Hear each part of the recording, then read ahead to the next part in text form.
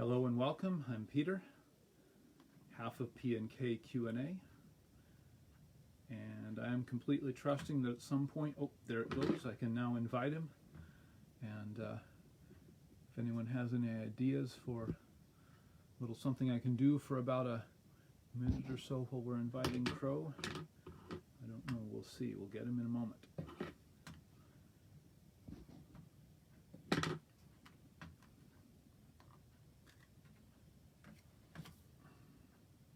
I'm going to put on my headset, I guess. Seems to even out the volume between us.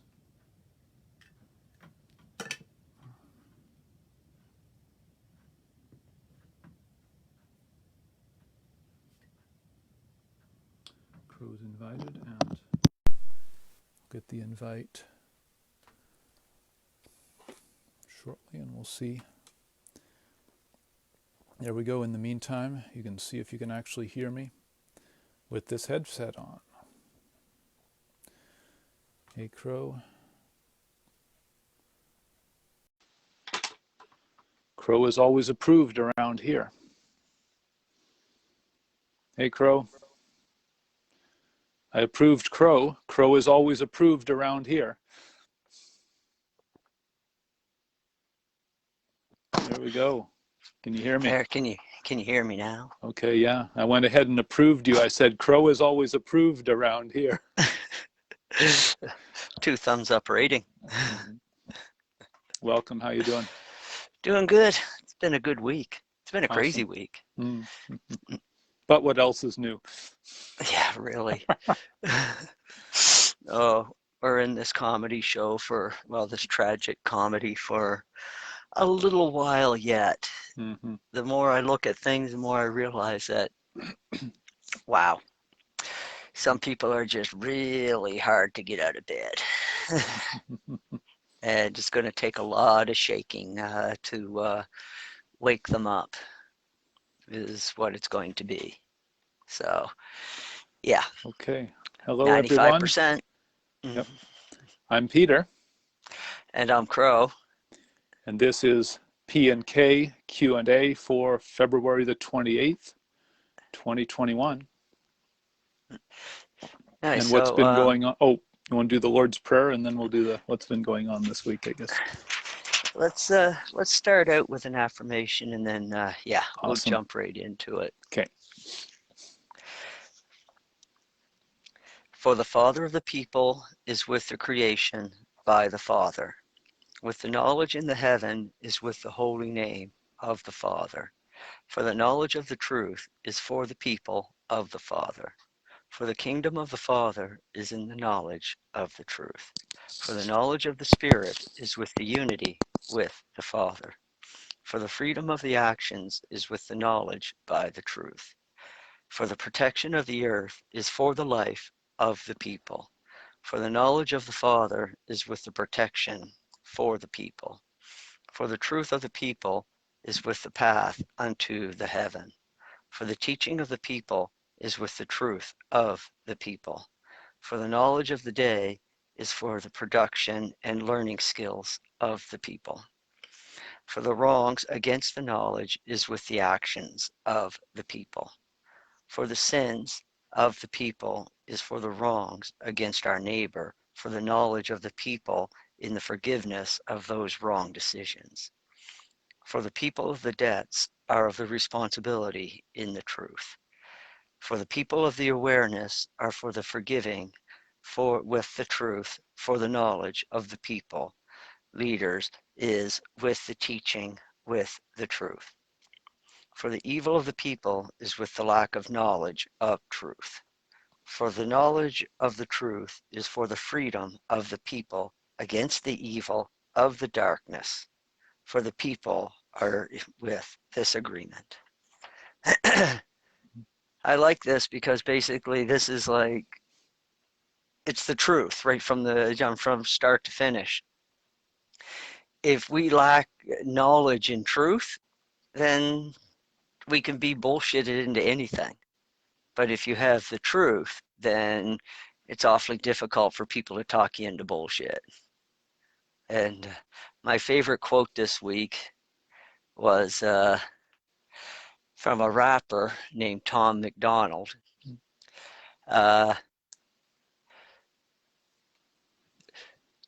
why are you worried about leaving a planet for your children? Shouldn't you be, or yeah, leaving a good planet for your children? Shouldn't you be leaving good children for your planet? Point. Yeah, I thought that is very poignant. It's like, yeah, it's like, you know, I've seen this many times in my life, where you take a poor family and you give them a brand new house, and you're like, there you go, here's your brand new house, everything is good, it'll be great.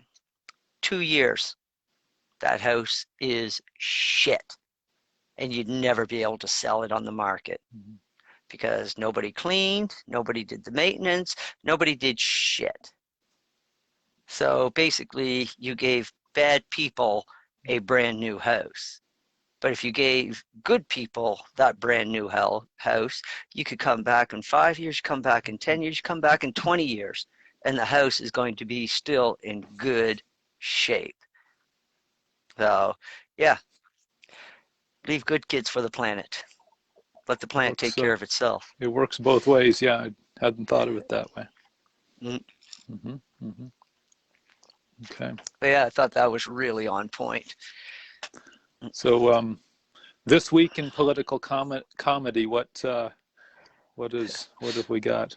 What is the let's see, I'll just jump right into it. Something I mentioned just a few minutes before we went live. What is the President of the United States Political Comedy Department come up with this week? Oh dear God, what did we learn? Yeah, well, actually the week started off with a bang. We learned right off the bat on Monday that the Supreme Court of the United States are either lazy, cowardly, or corrupt. So all three of those, out of all three of those, none of them are good. So the lefties saying that Trump stacked the Supreme Court, that argument's pretty much blown out of the water. Yeah, yeah. But it makes you wonder what the hell is going on in their heads, because they're setting the country up for a greater division is what they're doing, which is the enemy's ultimate goal anyways, is to divide and then conquer or destroy. In our case, it would be to destroy and enslave, because we're food for the enemy, essentially. Well, we're food for God too, but in a different way. And I could explain that, but it would probably their brains would fucking explode. It's just the nature of things. Life feeds on life. Don't ever forget that. So, okay, Supreme Court on Monday. And then, then we had the bombing in Syria. Now there was a lot of interesting things going on around that, because that got my attention, and so I started looking at it. It's like, what the fuck's going on here? Oh, we found out by like Tuesday that there is absolute fucking chaos in the White House. Absolute. If we are able to see a little bit of it through mainstream news, yeah, you don't even want to know. You don't even want to guess what's going on, what's really going on, because I mean, if we're only seeing 1% of it, so yeah, they don't even know. I mean, okay, here's how it works at the West Wing of the White House. Whenever the president is in his office, there are Marines present, period. Period. These things do not get changed. I I've been exposed to the military, so I can tell you right now, protocol is everything to the military. Everything. If it's not done exactly to their standards, how many push-ups do you think you're going to be able to do? Yeah, because that's what you get when you fuck up. Push-up after push-up after push-up. If you're lucky, you'll get laps. Like, seriously, laps are way more fun than push-ups. And so, anyways, protocol. A reporter who has been in the White House press pool for 4 years asked a very simple question. Why wasn't there a Marine to greet us at the door when we came in? And, well, that got a "I'll circle back to you" answer, of course. I just shake my fucking head. And so then the question was asked, well, is the president in office? Which the answer was, yes, he is. Okay. Where are the Marines? They're on a bathroom break. Like, I'm serious. That was what they said. I was like, no, that's not how it works in the Marines. I mean, anybody who has been in the Marines knows that it doesn't work that way. I mean, you know, Marines do not have weak bladders. Yeah, or at least you have enough men to cover soldiers to cover for the, you know, whatever, that they have their shift and then somebody relieves them and so on. This, if someone is supposed to be on duty at this post, someone is on duty at this post. Exactly. I mean, can you imagine a Marine that is on post going to, you know, waving over another Marine and just be like, listen, man, I've got to go take a piss. I mean, anybody ever been in amongst a group of guys that you're like working and living with? Asking the guy to come over and while you're on post and being like, I've got to take a piss, I will guarantee you that something stupid is going to be done to you later on in the barracks. Guaranteed. Have nobody been to summer camp? That's just, you know, it's just the way it is. It's like, you know, you want to go take a piss. Well, don't be surprised if you go when you go to bed, you're going to have a wet mattress. Because that's just the type of shit that's going to happen. And yeah. So yeah, everything that they said, complete clusterfuck. So back to the Syrian thing. Let's circle back. And so the Syrian thing, this is more clusterfuck in the White House. Vice President Harris didn't know that Syria was going to get bombed until she read it in the newspaper, or seen it on the news, I should say. Okay. Yeah, if that's not a clusterfuck, I don't know what is. And then on top of that, the military, they released their statement, and it was the oddest statement that I have ever seen released by the military. In the very first line, they felt it necessary to establish that the order came from President Biden. It's just like, why do you feel like that has to be like the very first sentence in your report or your statement? And I was just like, wow. I was like, that's, wow, nothing like distancing yourself from the operation. I mean, that's like right out the gate. The military was distancing themselves. And if you don't, I mean, if you think that's just a coincidence, then again, you do not understand the military. They nothing is said or done without first being cleared by somebody. Mm-hmm. I mean, yeah, I could write a memo. I'm working in an office. I write a memo. It's a statement to be released to the news. Do you think that I'm submitting that directly? Fuck no. That's going to whoever is my immediate CO, and then he might even have another CO that he's going to clear it through before that thing even hits the printing press. Mm-hmm. It's going to be cleared a couple of times, and some people are going to read that, and these are not stupid people. They came up through the ranks, they learned, they did their 1,000 push-ups, they did their 5,000 laps. So, they're not stupid people. They know what's going on. And for them to write this statement the way that they did is just like really curious to me. Again, used in sermon people. I mean, when you see stuff, it's like, ask yourself, okay, who's the author behind this? You check the author, and then you get a good sense of what the hell is going on, especially when it comes to mainstream news.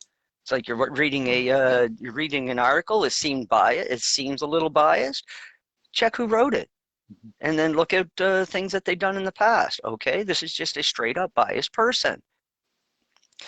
You can, most of the times I usually invalidate those opinions because I don't really care for opinions anyways. I like facts.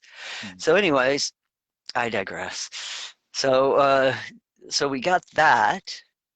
And then this was the real curious thing out of that whole operation. Again, people misunderstand. They're like, oh, it's airstrike, so they think that means planes flying overhead and dropping bombs. Again, you don't understand military terminology. Airstrike just means that it came from the air. Mm-hmm. That airstrike was actually launched from 2 ships. Yeah, they can be airstrike can be either something released from an air to ground, or surface launch that eventually impacts the ground somewhere else. Exactly. Mm-hmm. So this attack on Syria was launched from 2 ships in the Gulf. I don't even think it was 24 hours after the Syrian attack. I think it was like 12 hours, maybe a little bit more. These ships suddenly became quarantined because of a COVID outbreak. Yeah, you raise an eyebrow, you should. 2 ships that launched the missiles into the interior of Syria are now suddenly under quarantine by the Navy command. Wow. And again, if you don't understand what it means for a ship to be quarantined, go look it up on Google or DuckDuckGo, whatever.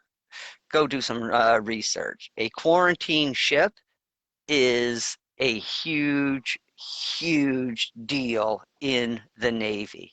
Like, it is a real big deal. And for the Navy to call to quarantine a ship, that's got to come from like the highest levels in the Navy. You don't just do that shit willy-nilly, because now you've just opened yourself up to a whole fucking bunch of logistics that you're going to be sifting through for the next couple of months. And yeah, it's a lot of work. And so that's that I found very curious. What I expect next to come out of that quarantine is that the senior leadership on that ship will have succumbed to their COVID symptoms. Which, again, curiosity. So I guess the question to kind of go, the question seems to be okay, so there was a airstrike on Syria. Where did it come from? Who ordered it? If the ships were quarantined, that order came from high up, and whose side is everybody on is the basic question here at each level. Yes, that is exactly the types of questions that should be popping into a normal person's head right about now. It's like, okay, what are we dealing with? I personally think we're dealing with traitors. And the Navy and the military at large itself has no desire to air their dirty laundry. And they don't want to alarm the public that there could be traitors that are like in charge of actual weapons of mass destruction. I mean, that's pretty scary when you think about it. I mean, some of these submarine captains have nuclear codes. It's like, so they are trusted. They are trusted.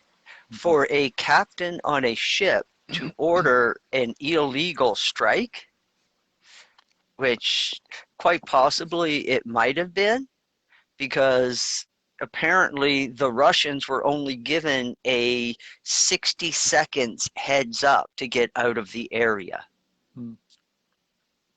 And that, yeah, I was just thinking that the Middle East has seemed fairly quiet in the last I don't know, 3-4 years. Yeah, and again, if people were paying attention, I'd ask, "What do you know? What the Abraham Accords are?" And and if you say no, then you deserve a slap up the side of the head, because the Abraham Accords was spearheaded by the Trump administration to bring peace to the Middle East, and they did it. And basically, and this is the part that blew my mind, when Trump explained what he did, he says, I just went in, I reminded them that they all have the same ancestor, Abraham. He said, you're all brothers and sisters. So Trump just walked in and just reminded them of who they were, and they were like, you know what? This guy's right. It's like, we all have the same ancestor. We are all of the same family. We need to stop fighting. And they did. And I mean, it was a big deal for them. And this is the best part, is that Trump was able to show them just how well this family in the Middle East could prosper if you just stopped fighting, started working together. They were opening flights from Israel to I don't know, I think it was Saudi Arabia or some other country anyways, that before, when Israel was like needed to fly, they would have to go around this country.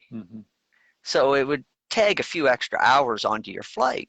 But then with the Abraham Accords, they were able to fly over this country. In fact, they were able to land in this country, and their people could go and spend money in this country. So the economy was opening up. These people were very excited about all of this happening, and and looking forward to it. And Saudi Arabia was poised to sign on to these Abraham Accords and be like, they were going to be a part of it. And then the only country that really would have been left would have been Iran.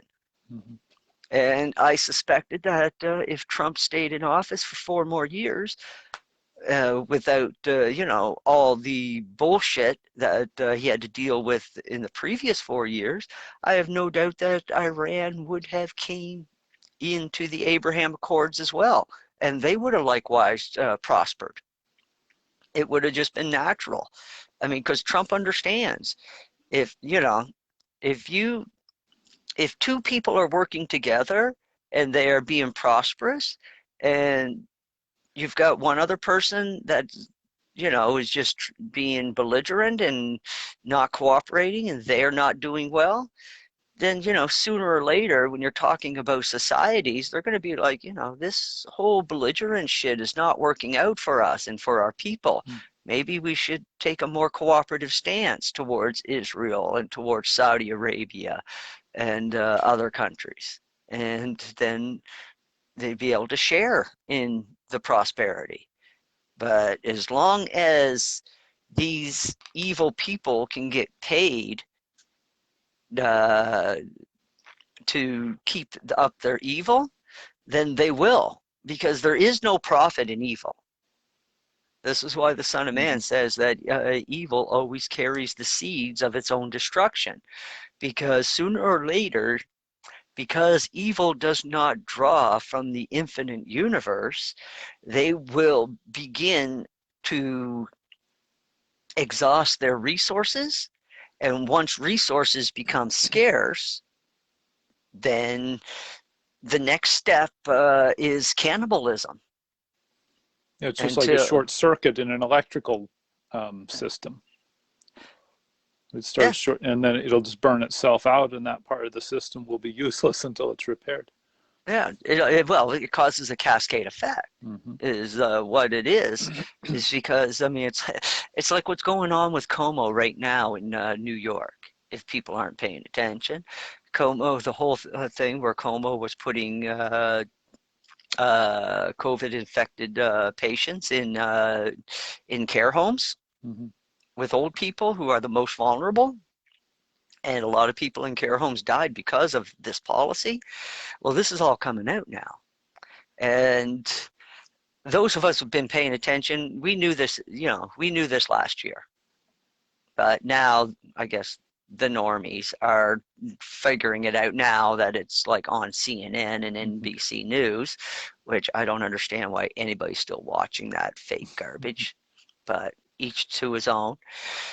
And so now that CNN is reporting on it, all of a sudden it's news, even though we knew this a year ago, but we were called conspiracy theorists.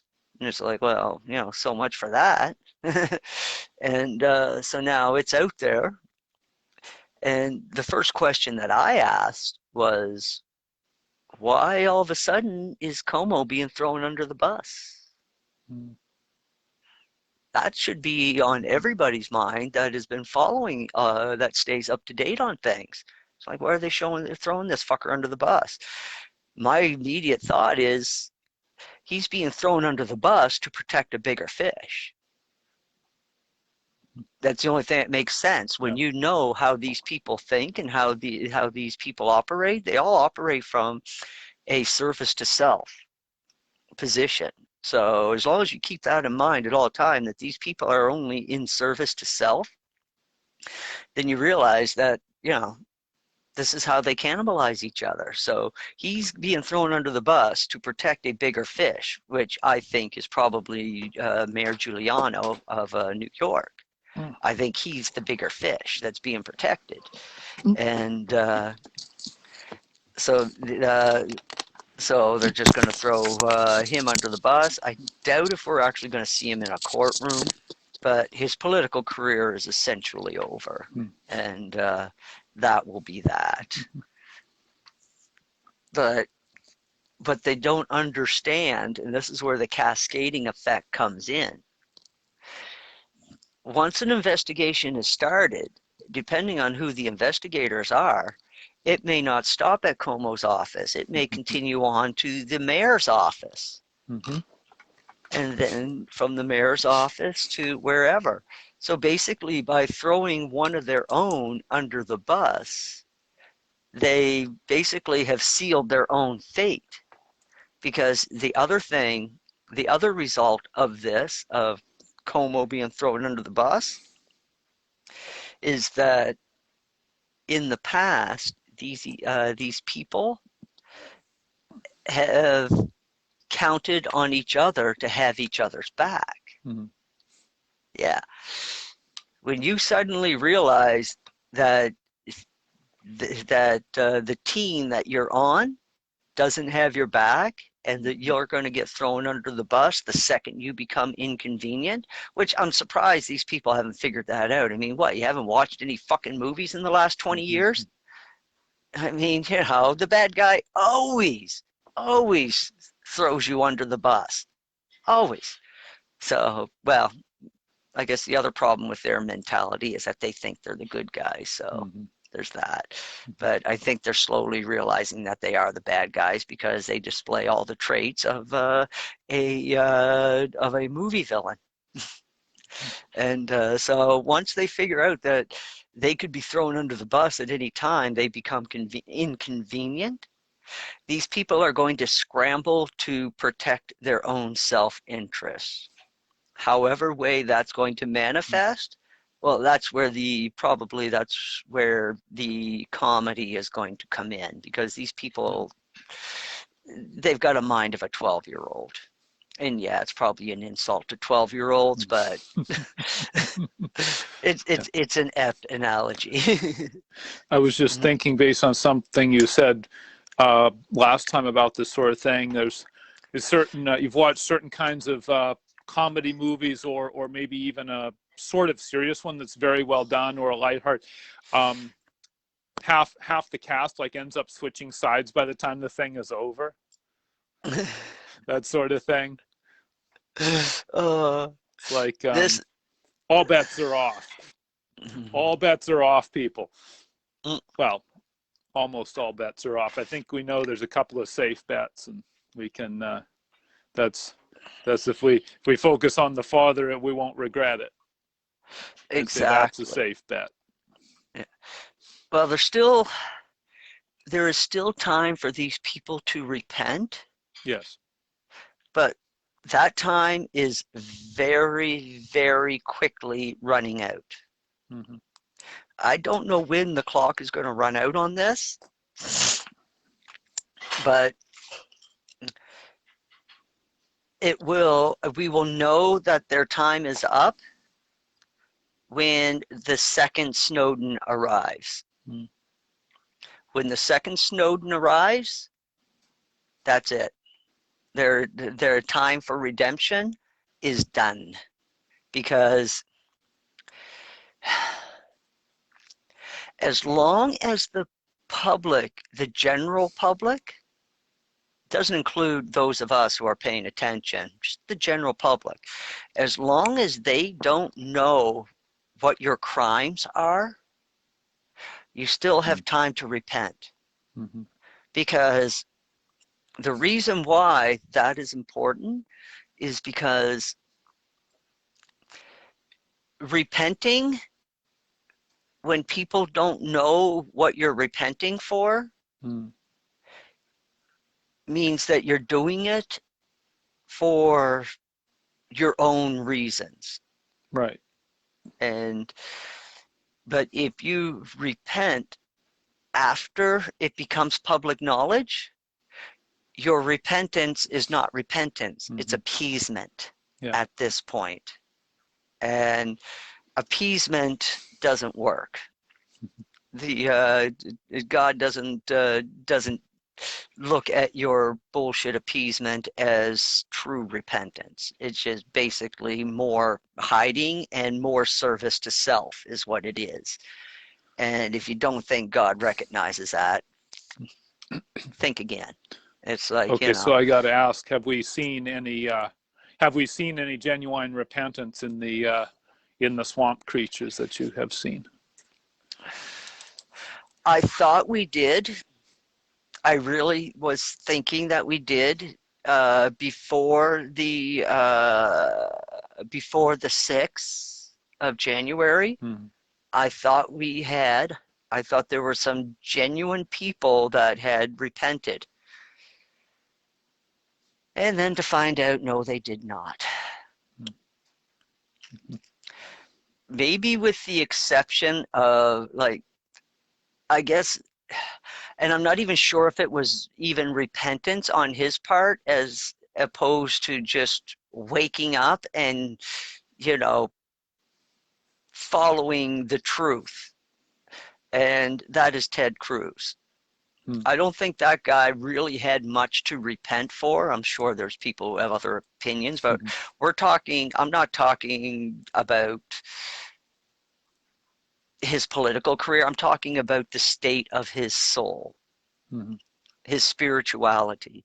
Okay. I think that there was very little for Ted Cruz to be repentive of. But after Trump changed his whole character, his whole belief of how America should move forward. You see, before, Ted Cruz was basically, he was a politician. He was just a regular politician. He was all about compromise, and and he thought that was the way to do things, to compromise, get a little, give a little, back and forth. And this has been most of his career. And you can't blame him, because that's the paradigm he was working within. Trump comes along and he shows him a different way to do things, and shows him that, you know what, if you just stand your ground, you'll get what you want. Yeah. But you got to stand your ground. And I think because the change is, because this is, I get, it's one politician that I really didn't follow, but he was there in the public space enough that I could get a bead on him. And so I noticed the change from when he was in the race for president against Trump, and then the change after he worked with Trump as a senator. Okay. That's the difference that I seen. And there was a huge, like, I mean, this guy just doesn't take shit like he used to. And there's another one that I've been watching, and that is Trey Gowdy, or whatever the hell his name is. This guy, I am not sure about this guy. I think that he is a gray hat, and he has not committed himself to either side. He's almost like an atheist. He will follow the letter of the law. That's his I guess that would be his religion. He will follow the letter of the law. And I don't see him as being a righteous man, but I don't see him necessarily as an evil man either, because he hasn't been doing anything that I would consider evil, but he hasn't been doing anything that I would consider righteous either. He just seems to be holding the fence is what he's doing. And that's one thing that I've noticed. And that guy, he has not budged from the fence at all. Like, he's hanging in there. And I just like, I got to give him props for even doing that.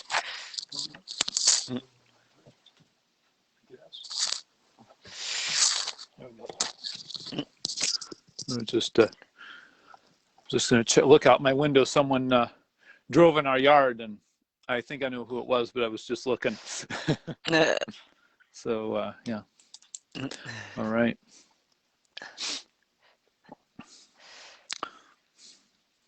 So good. I am as I may have said before, I have in stories and things like that, I do have kind of a thing for personal redemption when some character who seems almost irredeemable somehow wakes up and then starts that they turn into the biggest asset for the good guys or something. I've read stories like that, and it's just pretty cool. Now, how much of that will happen here, I have no idea, but that's I think that it can, and I am hoping that some of it does.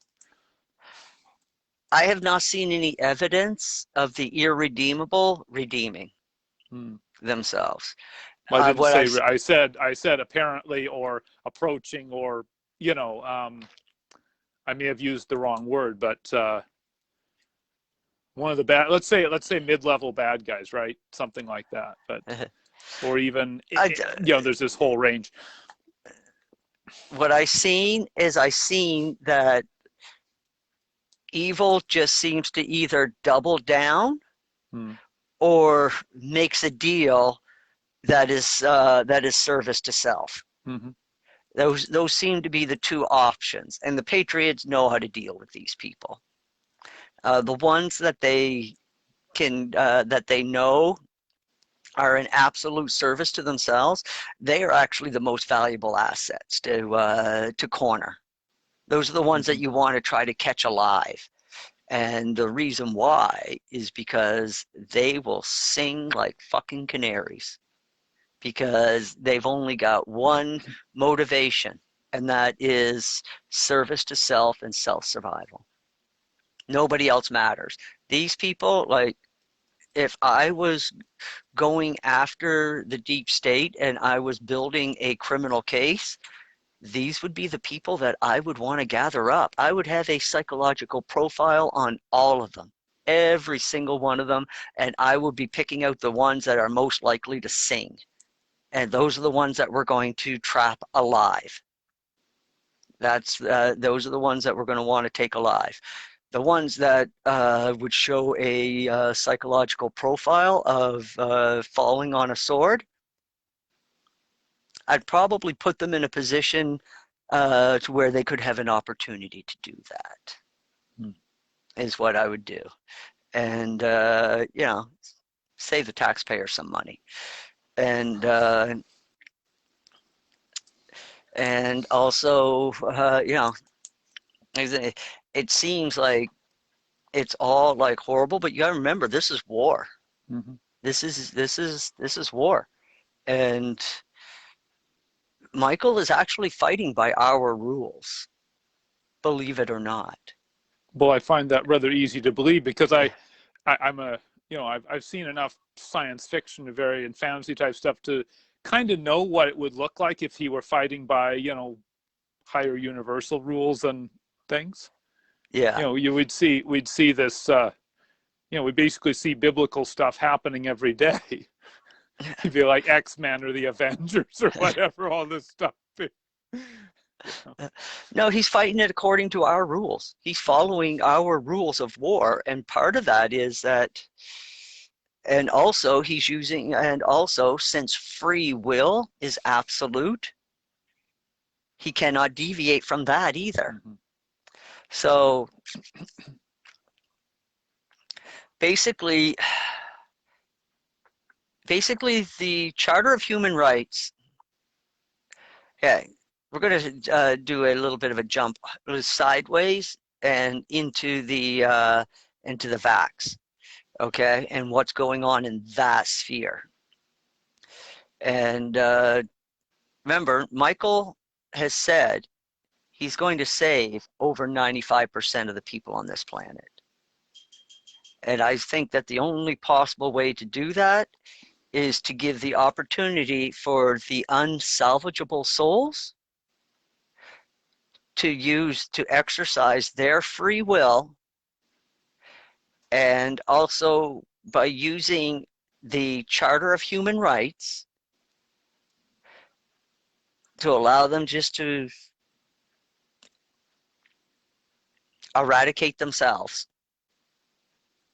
Because, I cannot believe the amount of people that are jumping in line, chomping at the bit to seek out a vax that has not been laboratory tested, has not been proven, and with so many question marks. It's like, you are seriously seeking this out to have put in your body? Are you insane?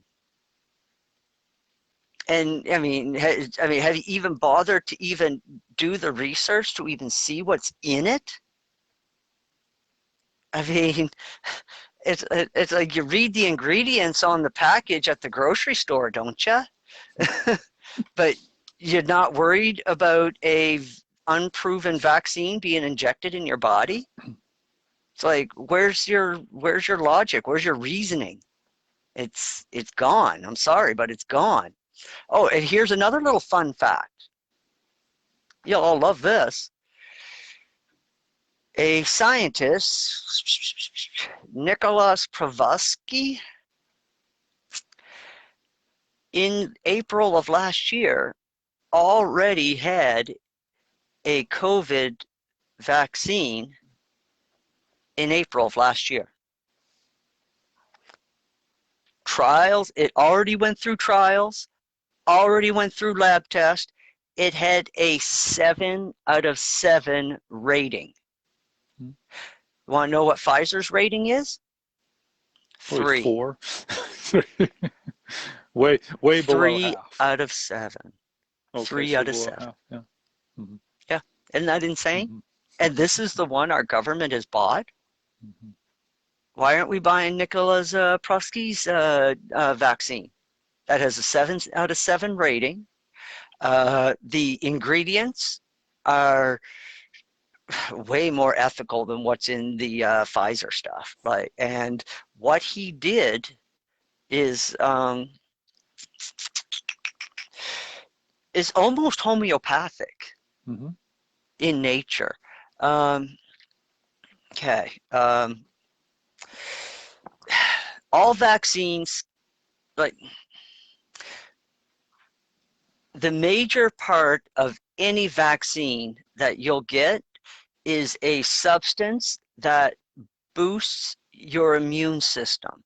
It's kind of it's a chemical booster. Okay. The details, well, I'd have to pull them up. I don't have them right on the top of my head, but the gist of it is that it. So what Nikola Podolsky did is he put 80% of this immune booster in his vaccine. It was a workaround that he found while doing his research. And a little tiny bit of the COVID. And what he discovered in his research that and this is why he was able to come up with a vaccine so quick, is because of years of research had already shown that if he uses 80% or 90% of this immune booster mixture and added in just a little bit of the virus that you want to fight, and you inject that into people, he had almost a 100% success rate with 0 side effects. Mm-hmm. And he found that he could do this across multiple viruses and multiple vaccines. It's just the same formula. Lots of immune booster. Sometimes you'd have to change it up a little bit depending on the virus, because sometimes that mixture will kill the virus, which you didn't want, because you wanted it to be alive while it's in your body, but it gives your body that immune boost so that it could fight the virus, create its own antibodies, and now you're immune to it forever. That's how vaccines work, or at least they're supposed to. They're supposed But to do that, yep. In 2021, I don't know. I guess we turned science and on its head, because that's not the case anymore. So figure it out, people. So anyways, this is what he has for a vaccine. Now, what you get in these other vaccines that our government has decided to buy for whatever reason is you have a 40% immune booster mixture and 60% whatever. It would scare the shit out of you. Mm-hmm. Let's put it that way. I mean, fetal tissue, exotic viruses that I can't even pronounce the name for. More virus, believe it or not, is in that injection. It's not even the virus that they're trying to fight. Right. I don't know. I guess you're going to be immune to some exotic virus that you've never heard the name to. And part of that virus has a tendency that once it's introduced to the human body to manifest itself as HIV. How much fun is that? So now you're HIV positive, but you're asymptomatic, supposedly. But still HIV positive. And so great fun. And Australia has already dealt with this. Australia has already cut it off. It's like, we won't be doing that one. And now the people in Australia Government's like, oh, we've got millions and millions of vaccines. Who wants one? Everybody in Australia is like, not me. Thank you very much. And there's not a whole lot that government's going to do to convince these people, shy of like tying them down and forcibly injecting them. Can't do that. It's against the Charter of Human Rights, which Australia, Canada, United States, and many, many, many other countries around the world have signed and have pledged to uphold. So, and oh, back to the human rights. This is where Michael's using it, because the Charter of Human Rights also says that people have a right to life-saving medicines. And then they have the choice of whether or not they want to take these medicines. So Michael has set up a situation to where if you are really, really scared about this virus, here's your untested vaccine if you choose to take it. And again, that is exercising your free will. You want to take it? You're welcome to.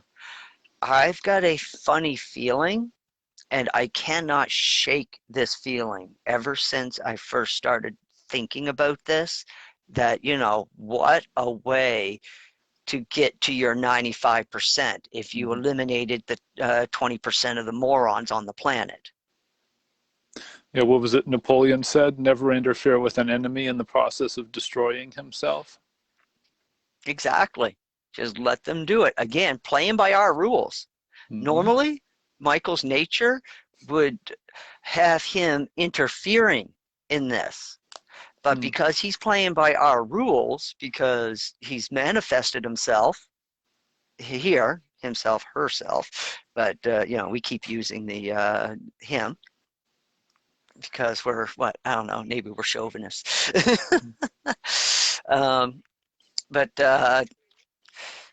So playing by our rules, because normally Michael's mercy would allow him to intervene in this, but free will being absolute and playing by our rules, the whole thing gets to play out, and we'll see where it all ends. I already see where it ends. It can only end one way, and that is with the you know, with evil imploding upon itself. There's no other way this can go. I mean, if you think that a society can sustain itself by propping up its weakest members, you know, sorry, not sorry, but it will not. I mean, it will not. And, yeah. And just to show you just where people's mentality is, wow, I couldn't even believe this news article. Blew my fucking mind. Headline: dogs go missing when dog walker is murdered. Police are in search of the dogs. Okay. Think about that headline for a second. Somebody murdered a dog walker and stole their dogs. Is what I'm getting out of this. You know, correct me if I'm not following. It's a bit of a shocker, so it'll take me a minute to process. But that was the headline, focused on the lost dogs and not the murdered individual. Are these people fucking sick or what? And you go down into the article, you do not come across anything about this poor person that got murdered until the very last paragraph. And it was almost an afterthought. Oh, the police are also searching for the murder suspect. But now I can think of some incidences where missing dogs might be considered more valuable than a missing person, especially if the let's see, was it suspected dog abuser is missing and so are their dogs? Police are searching for the dogs. You know, that sort of thing. If someone hurt an animal, you know, I'd be more concerned about the animal. And this is where people are confused. And I've said this out loud, and people get pissed off at me, but it's true.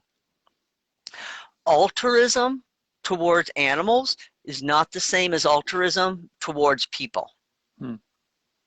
People can't get that straight. It used to blow my fucking mind. This girl that I went out with a long time ago, she could spend hours at the animal rescue center helping and cleaning and doing all kinds of stuff with these animals.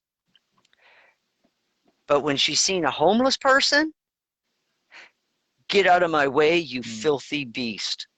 And I would just be shocked. And I would just be like, and every time that relationship didn't last very long, by the way. It's because it just kept on turning into one. It was amusing to a certain point, and then it just became frustrating because you're watching this person give all of their, like, every drop of their generosity went towards an animal, and nothing for her fellow human. It just blew my mind. I'd be like, wow. And quite frankly, I'm the exact opposite. I will kick the dog out of the way in order to help pull up a fellow human. I've got no problem doing that. Be like, get the fuck out of the way, mutt. This man needs my help. That's my attitude. Because maybe it's because I grew up on a farm, and 90% of the animals on the farm were food. Right. Yeah. It's like, I didn't see, I was friends with the dog and the cats because we weren't going to eat them, but everything else, that was going to be food. Yeah, except the horses, I should say. Yeah, horses. Got to include the horses in there. We didn't eat the horses. Yeah, I promise. but the cows, the pigs, the chickens, sheep, goats, I don't know what all you had, but yeah, all of that food, livestock, yeah, that's dinner. Yeah, that's dinner. God, I remember one of our cousins, Catherine, she named a calf Darla. And the moment she named that calf, when it was born, I turned to her and I was like, Catherine, don't. No, it's such a cute animal. And yep, she took care of that cow. She combed that cow. That was her pet. And I was like, Catherine, that's a mistake. And then one day when she was off to summer camp, she came home. Where's Darla? And I couldn't help myself. After 2 years of warning her, and finally the day came, I just couldn't help myself. Darla's over there in the freezer chest. Did you want to go visit her? Yeah, that... I was told that I shouldn't have done that because apparently there was a plan to break it to her way more gently than that. Oh dear. Yeah. Now we had some names for our cows and calves or something, but we sold them at auction. We didn't just have them, or we buy meat from up here. We buy meat from a rancher or something. I don't know if he named the cow beefcake or what, but yeah, so oh shit. Oh, and the most funniest thing I ever did see, and I was just like, I was shocked and amused at the same time. Farm animal rescue. And I'm just like, I watched this documentary and I'm just like, you are rescuing food. It's like, it's food. You are rescuing food from the dinner table. It's like, that is going to feed somebody. And now you're going to just let it grow old and die. It's like, oh my God. I was like, how many hamburgers is that cow? How many pork chops is that pig? It's like Now, that could feed families. now I could understand if they were being mistreated or something, but this is just people go and get these animals that are in relatively humane conditions and they purchase them or whatever it is so they don't have to be slaughtered. Is that what the premise is? No, some of these were on farms where where they're being neglected, Mm-hmm. and it's Yeah, like, that's the show I'm thinking of. yeah. So they're being neglected. It's like, okay, great. So take it to another Go get farm. Well, it. Go then get treat it away from right, that then farmer. grind it up. Exactly. Yeah. Exactly. Go get it away from that farmer. Feed it. Fatten it up. Butcher. Mm-hmm. That is the cycle of life. Remember what I say. Life feeds on life. There is no getting away from this. And people are like, oh, we have alternatives, we can, we got powdered food. Where do you think the ingredients come from for that powdered food? Okay. Algae and mushrooms. Mm-hmm. They're still alive. Yeah. They're still a life form. Mind you, a very low type of life form, but it's still a life form nonetheless. So you still haven't gotten away from killing another life form to sustain your life. Yeah. All my, you did. My favorite is the the veggie burgers that are more processed than your beef patty that you get at the ballpark or whatever. Right? You hear that story, right? There's this hamburger made from plants. And okay, go ahead and read the ingredient list in that thing. And disclaimer, I have not actually gone and researched this myself, but this is the stories that I hear by the detractors of these things, obviously. But something to consider. Kind of just look at your ingredients, consider how healthy, how ethical. What's look at the broader picture, folks, before you make your choice. Yeah. Oh, and always remember when you're reading the ingredients of things, the lesser ingredients are at the end. Yes, the order in which the ingredients are listed is the relative proportion of them in the thing. So yeah, they say with pet food, they advertise that meats being the first three ingredients. You go to your designer pet store and get this stuff. It says beef, pork, and chicken. Then you go to like Walmart and it says three unpronounceable chemical names and then beef byproducts or something. For yes. example. Yeah. So right, if the unpronounceable stuff is at the first of the ingredient list, I would probably suggest putting it back on the shelf. It'll last.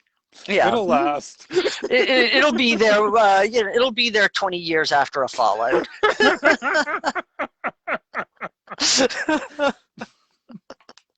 Oh shit. Oh. Yeah. So yeah, no worries. No, life feeds on life, people. Yeah. Yeah. That's the basic truth of the universe. And I think I explained before the nature of God. Mm-hmm. And how that all pertains to life feeding on life. The difference between God's plan, and here's the thing. The difference between God's plan and evil's plan, put a name to it, Satan, Lucifer, whatever you Haiti, whatever, right? I'll just blanket it and just call it evil, because it's just opposite of everything that Michael stands for. So the difference between Michael's plan and evil's plan is simply this. Both plans work off the same principle. Life feeds on life. The difference is evil will consume until you no longer exist. Michael's plan gives you a grace period so that you can evolve to be like God, mm-hmm. so that you can stand before God without being consumed, and also be able to indwell with God and not be consumed, but there is a mutual trade-off. You feed God with your experience and your character and your deeds and your faith. I probably should have put faith first. And that is what sustains God. And in return, we get eternal existence because we are in cooperation with creation by that point. And we will have opportunities throughout our eternal existence to go back to paradise, indwelt within God, and remain within him. And basically God consumes us and then shits us out. Okay? I know it's crude, but it's probably the best analogy. But while you are moving through God's digestive system, you are not being destroyed or absorbed into God, because there is a mutual exchange because of your understanding and your faith, and you'll come out the other side more like God. Whereas when it comes to evil, when evil consumes you, they will digest you down until there is nothing left, and it's just oblivion for you. God's plan is better because God has a whole universe to sustain, and what God needs from us, and this is the reason why we are involved in this universal plan, is created beings are born with a certain amount of understanding of who God is and their role in the universe. But the potential for evil to germinate in a created being is much greater than evil germinating in a being born in time and space after they have gone through their experience in time and space. So basically what that means is that after we have learned what we've learned here on this plane of existence, our character will move forward, and the likelihood of evil being able to germinate in a human, in a mind that has evolved as a human, drops to zero. Absolute zero. So I'm getting a couple of things off of this. We have a sort of immunity, or will have, to evil, and then not so much as the created, or more than the created beings. And then I just kind of thought of this: the created beings are the basic operating system. We're the apps. Yeah, we come in later. And the thing is that the reason why we become immune to evil after this corporeal existence is, think of it as kind of like as a vaccine.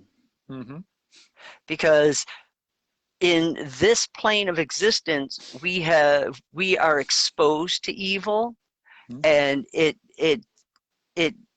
saturates our cells in this existence, and we have to overcome it.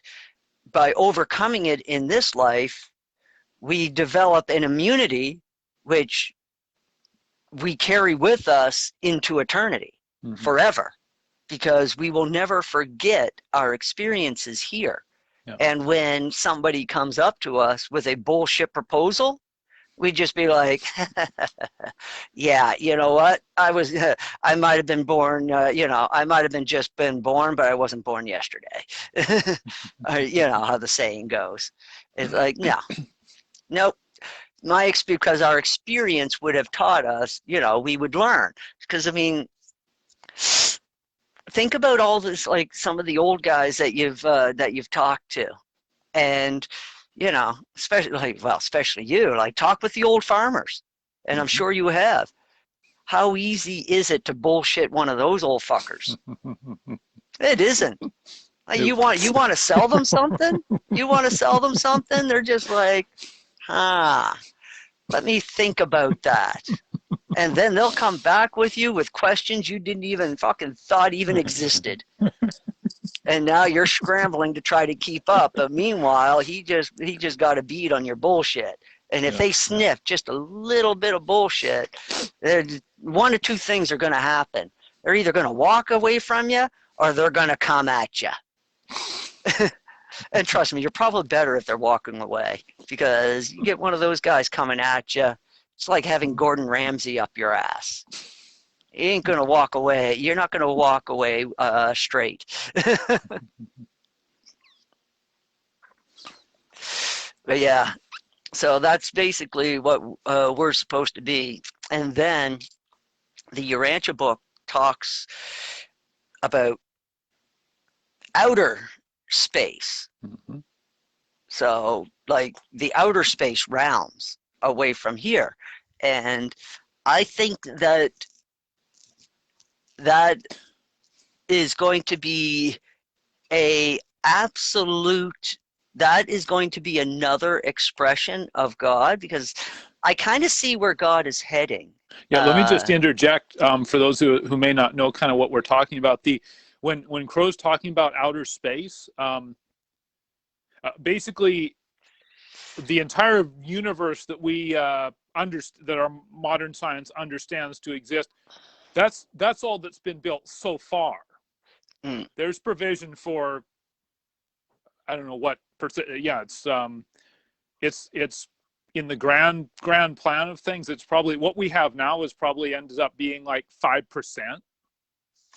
or 2%. I don't know what percentage, because they, concentric circles, there's a formula for how much more area you get when you go out in concentric circles and things like that. But yeah, there's plans for up to 3 and possibly 4 more universe space levels beyond our current physical universe. So just thought I'd clarify that for our viewers. Yeah, more levels of the universe. And the thing is that each of these levels are serving a purpose. Okay, you got paradise that sits in the center. It's buffered by Havana. It's inside Havana. It's protected by Havana, the billion spheres of Havana. And then outside of that, you have our realm of time and space. We are third removed. So paradise, sin cannot exist, or paradise would cease to exist. In Havana, again, sin does not exist in Havana, because if sin existed in Havana, it would infect paradise. And again, all of existence would cease to exist. But then you have our outer space realm. And so now our outer space realm, both evil, sin, and light all exist in this realm, because Havana is the buffer between our realm and God, where sin can never, ever penetrate. Because we talked about this before. The second sin lands on the shores of paradise is the second this universe will cease to exist. And God would have to start all over again, essentially. Even with a new eternal son and eternal daughter, because they would cease to exist at the same time, because they were created out of God. God would be the only thing that would be left in existence. And, well, God's put a lot of work into this shit so far, so he's not going to let it go to shit. So when we get into the outer space realms, we are now further, sin is now further removed from paradise. So that means that there can be, there in these outer space realms, there will be even more challenges dealing with sin and evil and all their expressions. And this is where the finilators come in, because the finilators are basically God himself, because they are indwelt with a fragment of God. And so basically the finilators will be the gods of this universe. And this universe will be divided up into 8 segments. And each segment will be related to the finilators. And so on. So I imagine that this universe is going to have way more flexible rules when it comes to the physical aspect of this universe. Like, think of all the crazy shit you've seen in sci-fi movies. That's how flexible this grand outer space universe will be. So pretty much whatever you imagine. And that will be more opportunity to explore what it means to be service to self with and to move into light and life without endangering paradise, is how I see that all coming together. Because, I mean, that's all God wants to do, is just experience, experience, experience, and experience. Because experience is what feeds God. Because remember, energy and matter are the same thing. They're interchangeable. So all of our experiences and our thoughts and ideas, they all have existence in matter. I mean, they can have existence in matter form. And just to know that that is true, just throw a design out of, come up with an idea in your head, put that design on paper, and then build it. What have you done? You have just taken the energy of your imagination, put it on a piece of paper, which is the intermediate step to actually realizing it in reality. Yep. Hell, I just did this did this last weekend. I designed a bench, put that bench on paper, built the bench, and now it's sitting in my shop. I manifested that shit. All the accessories and mods for farm implements that I've thought of and then created. I could go walk around the farm and say, oh, I created that. I turned that energy into matter, and I turned that energy into matter, and whenever I make some kind of a bracket for something, or for a cultivator, I made a bracket that holds hanging chains that allow you to see where the like the back sweep or shank that you can't really see from the tractor to line it up with the last one. I have GPS now in the tractor, so it's not so critical, but it does help to double check that the GPS is set properly. If the chain's going here, then I'm going all right with the GPS, and then the chisel kind of wiggles from side to side a bit. I can make sure that it's anyway. So I made that bracket and countless other things that I modified and made brackets and modified things, made things. Yeah, and people just take this for advantage. But just because it happens every day doesn't make it any less magical. I mean, people are like, oh, there's no magic in your life. It's because you haven't got an imagination. There's magic all around you. Yep. You can manifest whatever you want anytime you want. It's just a question of resources. That's all it comes down to. And in some cases, minimal resources are necessary. Some of the shit that I've built from scrap, blow your mind. There's always resources. You just have to look. There was one other thing. Oh, it escaped. Damn it. Just because something is commonplace, like I said, doesn't make it magic. Ask a fish about water. And a fish will be like, what water? Because it's his environment. It's like our atmosphere. It's like, our atmosphere is even magical. The fact that it stays on the surface of this planet should be enough to make you wonder about shit. It's like, what's pulling air down to the surface of our planet all the time? So it's like, or, I guess it brings up another question. Is gravity a pull or is gravity a push? Nobody really knows at this point.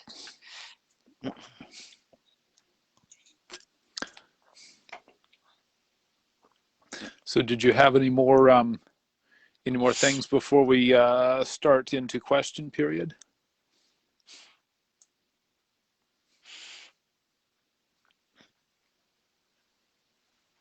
Trump started speaking an hour ago. I'll have to see what he said. Oh, I've already got it queued up. I'm already just wondering what the hell this guy is going to say and what is this guy is going to do. You tell me.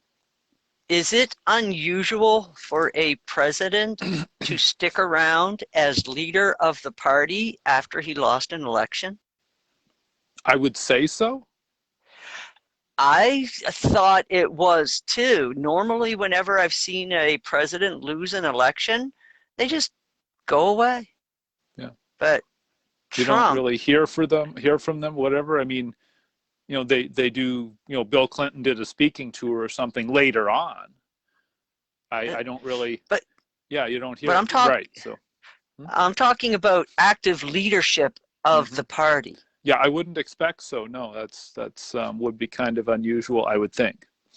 I thought it was kind of unusual, but the conservative people in the Conservative Party still say Trump is their leader. Some of them are saying that there is no need for a leadership campaign. We already have a leader. For the next presidential run. They'll reaffirm him as the Republican nominee or something, right? Is what they mean, maybe? Got a suspicion that is because I know it's a little pipe. different than in Canada. The party, like Justin Trudeau being the prime minister, it's because he's the leader of the Liberal Party, and the vote was for the Liberal Party. It's the executive in America is voted for separately, and then you vote for your representatives and your senators, and they run for Republican or Democrat or Libertarian or whatever, and then they go through a process where I guess before there can be a general presidential election, there's a primary presidential election where they determine who the nominees are going to be. Like you have in this last election, say you had Trump and Biden for the Republican and Democrat. There had to be elections in the Democratic Party and the Republican Party to determine who that was going to be. Now, because Trump had already been in one term, that kind of was a sure thing. But in the Democrats, there was Bernie and there was Tulsi and there was several other people, and they had their votes, and they came out with Biden. So and then there is I think so he's the candidate for president that is going to be on the ticket to elect for the executive. The the federal Democratic Party, and then there's state ones also, but we're talking about the Democratic Party of the United States. It has a chairman, but that person never becomes head of state or head of government unless they run for president specifically. So that's kind of a little difference between United States and Canada politics and so on. So I think what you may be talking about is Trump is addressing the CPAC, which I think is the Conservative Political Action Committee, which is it's not the Republican Party exactly. It's a group, I suppose, composed primarily of Republicans. It's another, like, what's I guess a special interest group kind of thing. Okay. And so it's a little different, as I understand it, a little different situation than Trump lobbying for, or Trump campaigning to be the leader of the United States Republican Party. That's, I don't believe, what he's doing. Okay. I think I get it. It's not exactly part of the Conservative Party. Right. He's throwing his support to this group within the Conservative Republican Party. Yeah, but whoever CPAC supports generally makes it on the leadership of the Republican. That can be a safe bet. Yeah. Yeah. Okay. Yeah, they're an interest group. They're not the party itself. They're a group within it. Yeah, they're not quite an NGO, but yeah, just basically a conservative self-interest group. They're a conservative interest group. Yeah. Yeah. Okay. I see. Okay. Well, just got updated again. So I might as well see what we got for questions. Okay. So we covered, let's see, I think last time we talked a bit about, and some of these are more statements, I guess, but we talked about how it appeared to me that, all the dystopian fiction that has been over the last, since say the 30s or the 50s or something, 1984 and Fahrenheit 451, that sort of thing. And again, you can see how evil is sown with the seeds of its own destruction. That was an attempt to hijack the Sheeple's law of attraction. They were exposed to all this stuff, these fictions, and they were hyped, and they were, this is bestseller, blockbuster movie, blah, blah, blah, blah, blah. And it kind of maybe was attempting to make these people think about this all the time, and then kind of it would sort of come to pass in reality. But it had a I want to say desensitizing effect, but that's not exactly the term I want to use. It backfired.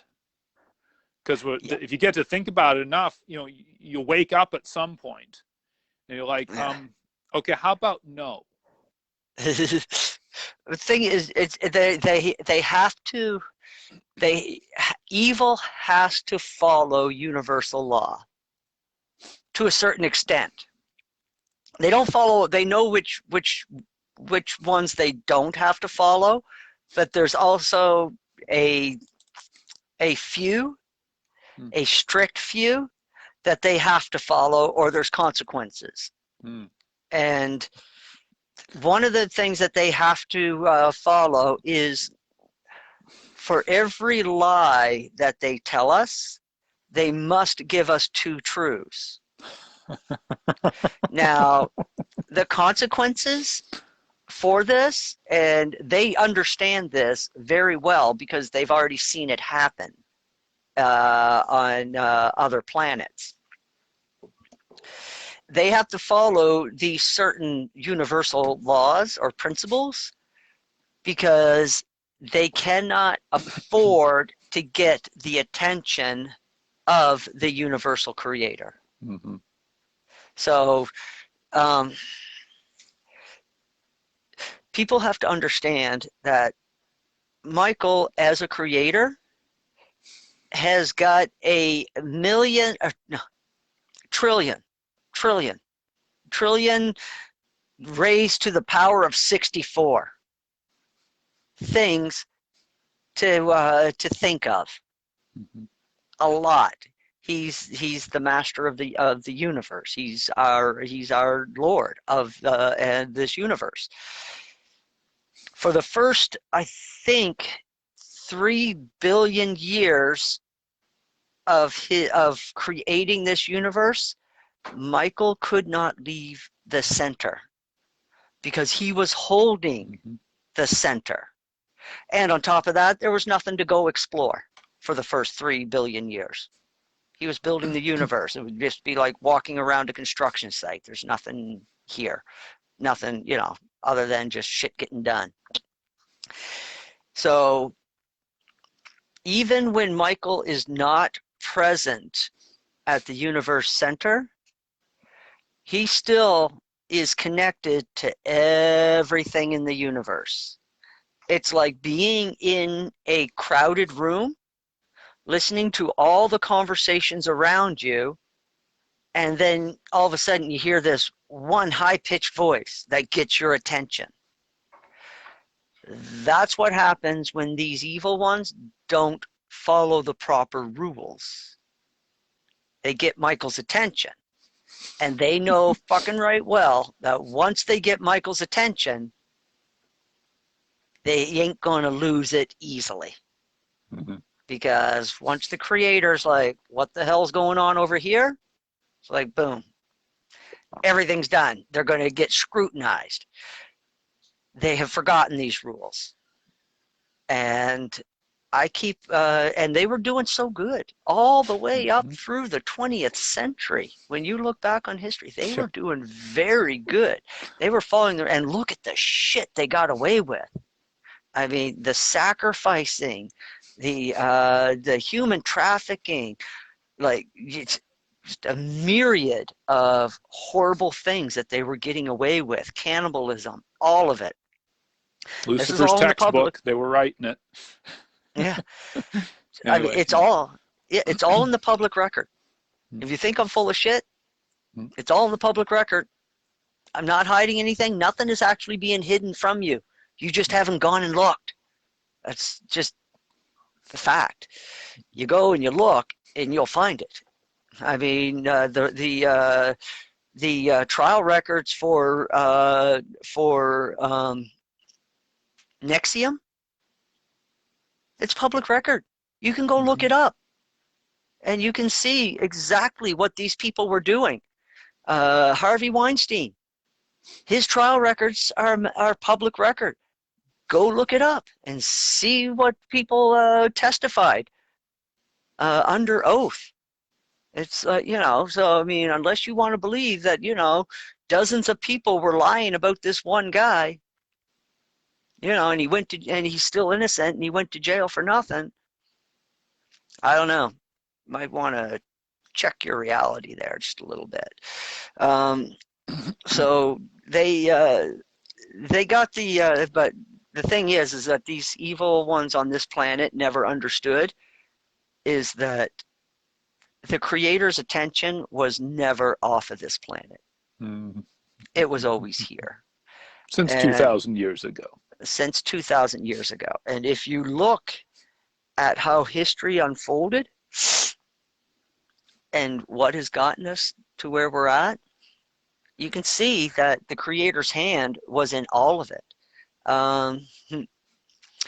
Did people know that at about the time that Christianity was rising in Rome, there came a plague?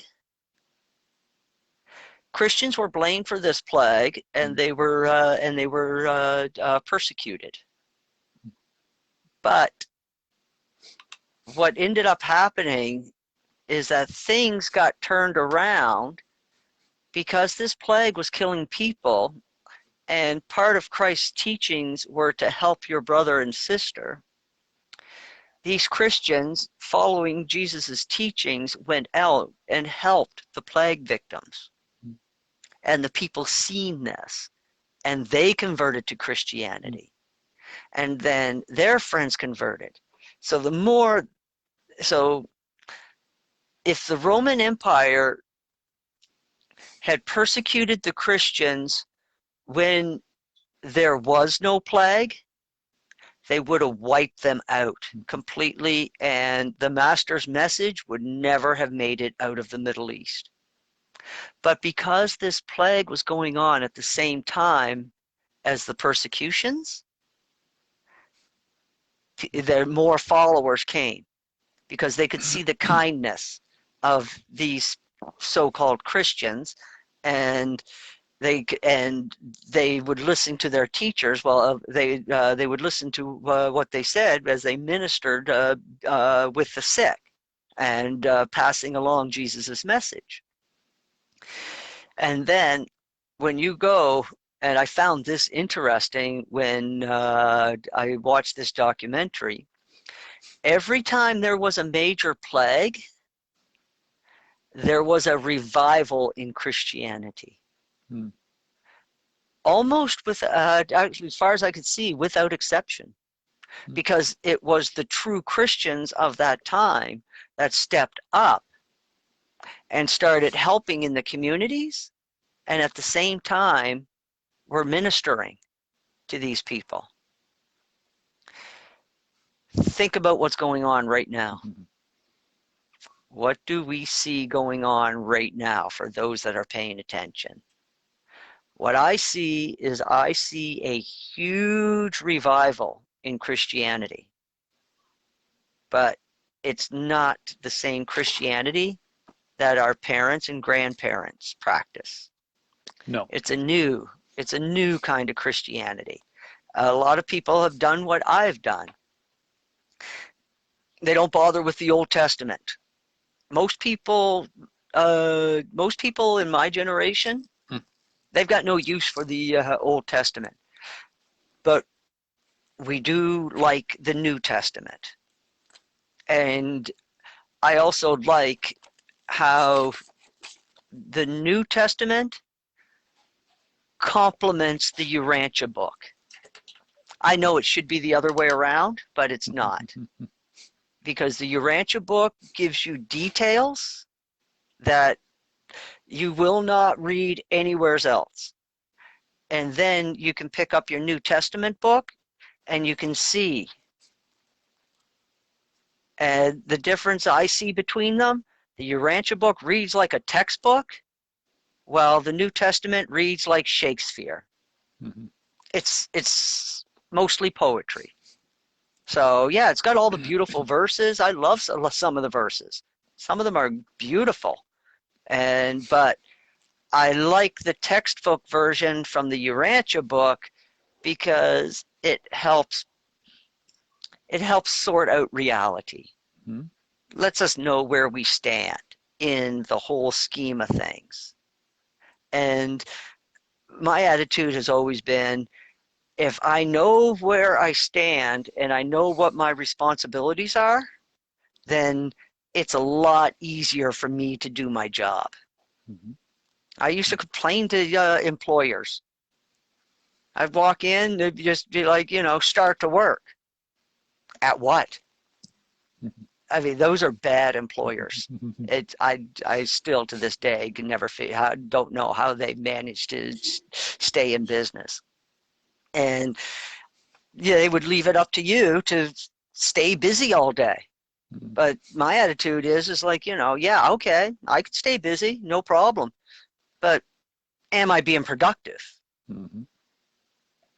I never felt that I would. Mm-hmm. I'd get out of those companies. I liked a company that had structure to a point. Mm-hmm. Structure to the point to where it allows me to get a job or to do my job. Mm-hmm.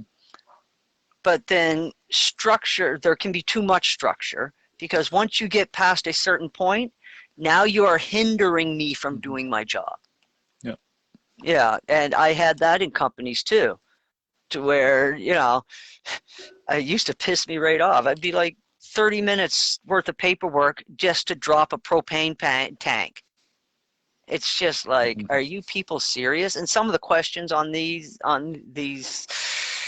forms, safety forms, I'd just be like, man, if I fucked up that badly, I should not be holding a license. Like, seriously, who the fuck wrote this? A fucking moron? It's like, I just, there was one company that I did work for, which I thought, wow, they really put a lot of thought into this safety card. And I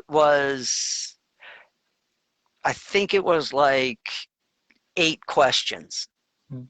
that you had to fill out. And I was like, yep, those 8 questions covered it all.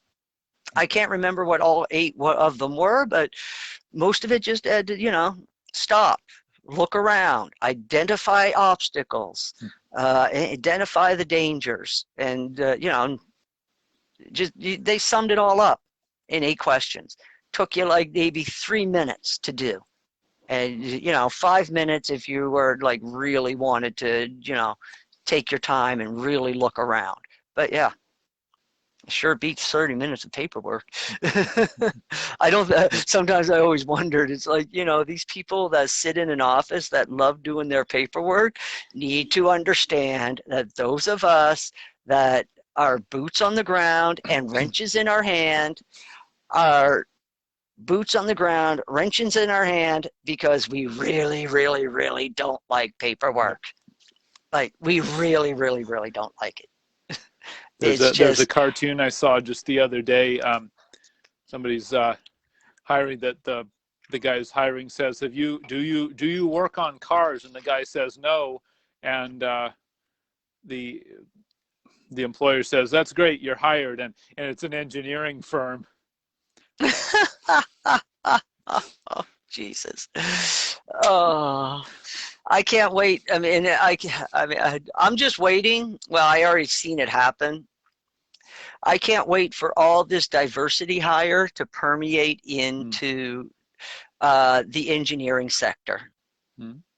And then you're going to start watching bridges collapse and buildings collapse. Because just because you're hiring the right color doesn't necessarily mean that you're hiring the right experience for the job. And that's where society is going to fall on its face. Oh, and this is the other interesting thing that came into my mind.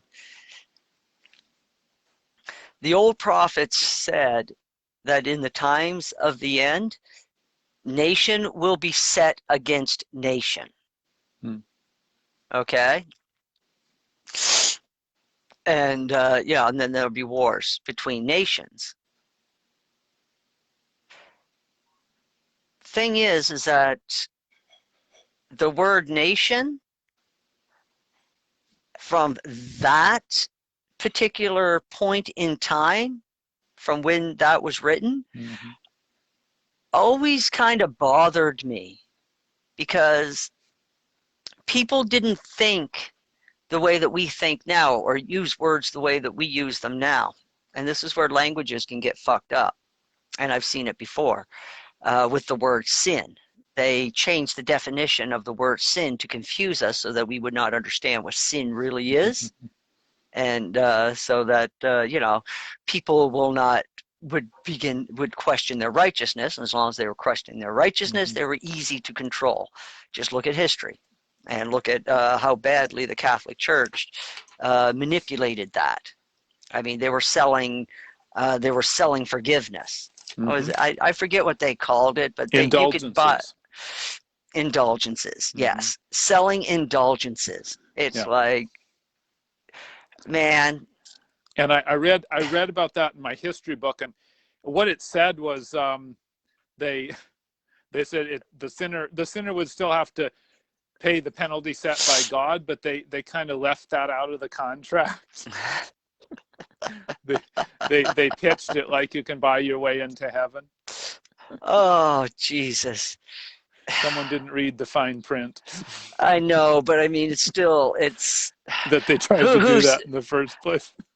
I mean, and in that situation, I have to wonder who's actually guilty. The guy that bought the indulgence or the guy that sold it? Yes, good question. I mean, it is a good question.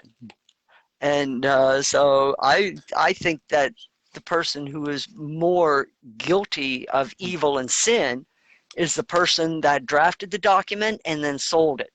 Right. Because at least the person that bought it has ignorance to fall back on. I mean, really, the person that drafted it and sold it, they are aware of what they are doing. So yeah, the more aware, yeah, this is how God works also. The more aware you are of what you are doing, the less likely you're going to be excused for your actions. So that's always something to bear in mind. I always laugh when people say, oh, you know, I can always ask for forgiveness later. To a certain degree. But, you know, if it's still service to self, it's still evil. Sorry, but anything that is service to self is Luciferian philosophy, period. Anything that involves blood sacrifice is satanic, period. They go by different words, Baal, Moloch, all kinds of other words, but these are the two philosophies that we are familiar with, that you can break everything down into those camps when it comes to evil. There's really only two ways that it can go, but both hold the seeds to their destruction. If you go along the path of service to self long enough, then you will run out of resources and starve. You go down the path of blood sacrifice long enough, again, you will run out of resources and starve. It all comes down to resources. It's just a matter of time. That's all, you know, and the Creator has lots of that. The only reason the Creator steps in is on our behalf, because we don't have time. So the Creator's mercy steps in on our behalf to make sure that our time is not cut short because of evil. We still have a long ways to go to light and life, and Michael has no intention of sacrificing this planet. And he's already sacrificed one planet in this rebellion. One of the 36 planets has already died. I think that's enough. And I'm pretty sure Michael believes that's enough too. And the reason why this planet did not survive is because it was actually further along in its evolution, much further along in its evolution than we are. And they possessed the technology to destroy themselves. We, however, have not ever had the technology to destroy ourselves until 1945, when they dropped the big one. And that's when other beings stepped in and just be like, "Yep, you won't be doing that twice." And actually, it was done twice. We're not going to get a third time. Right. Yeah. And how do I know we're not getting a third time? There's videos out there taken by the military, the U.S. Army, of these glow balls showing up over nuclear missile sites and shutting them down. Russia, back in the late 50s, early 60s, but I'm pretty sure late 50s, was going to launch a nuclear strike against the U.S. The bay doors for every missile silo would not open, and these fuckers were armed and live. How scared do you think this Kremlin was? They were terrified, because these missile silos weren't exactly out in the middle of nowheres. They kept them close to populated areas so that it would deter the Americans from bombing them. Because they knew the Americans were never going to bomb a silo, missile silo, with an elementary school. City, an elementary school right there. They knew what, at that time, what Americans, how far Americans were willing to go. Okay? And at that time, America would never accept it. Well, they still wouldn't accept the bombing of a community, no matter how valuable the target is. And so, yeah, they were a little scared. And so they shut down all of their stuff. Like they actually ended up dismantling or sabotaging all of their nuclear weapons. Like they were tearing these rockets apart inside the silo to keep them from exploding. So basically, at the end of the day, they were left with rockets in scraps. And of course, we didn't find out about any of this stuff until after the Cold War was over, when the wall came down in 91 or 90 or 89 or 89. 90. Okay, yeah, Like that. I have to 89, look 90. it up, but it's Yeah. So all this information started to come out after the wall came down. Mhm. And also more information, the same thing, exact same thing happened in America, where these glowy lights showed up and shut down the nuclear weapons and stopped any type of launching. So we reorganized our library. I know where the history book was. mm, I'm pretty sure it's 89, Crow. I'm pretty sure it's 89 or 90. Pretty sure it was like the end of 89 right now. Yeah. But it's not the most important part of the story. No. Yeah. So yeah, we weren't allowed to destroy ourselves. That has been prevented, and there's plenty of evidence of that. So Michael hasn't abandoned this planet. He's still very much involved in this planet, and now I think that he's personally involved on this planet. Mm-hmm. And man, to go into the evidence or even like what got me to that conclusion, it's a long and tedious process.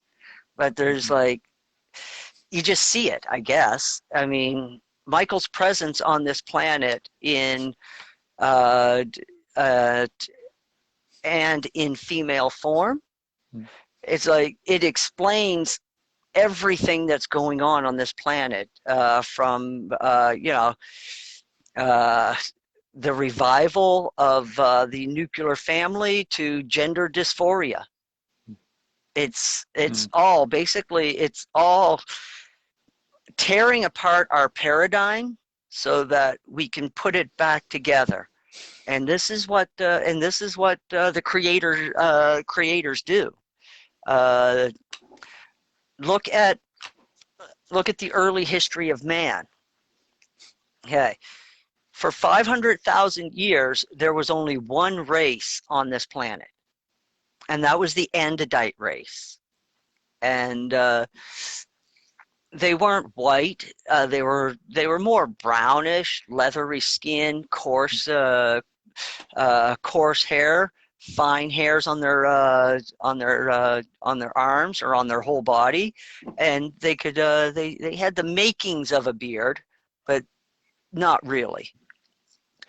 And they dominated this planet for 500,000 years. And these were smart fuckers too, smart and vicious.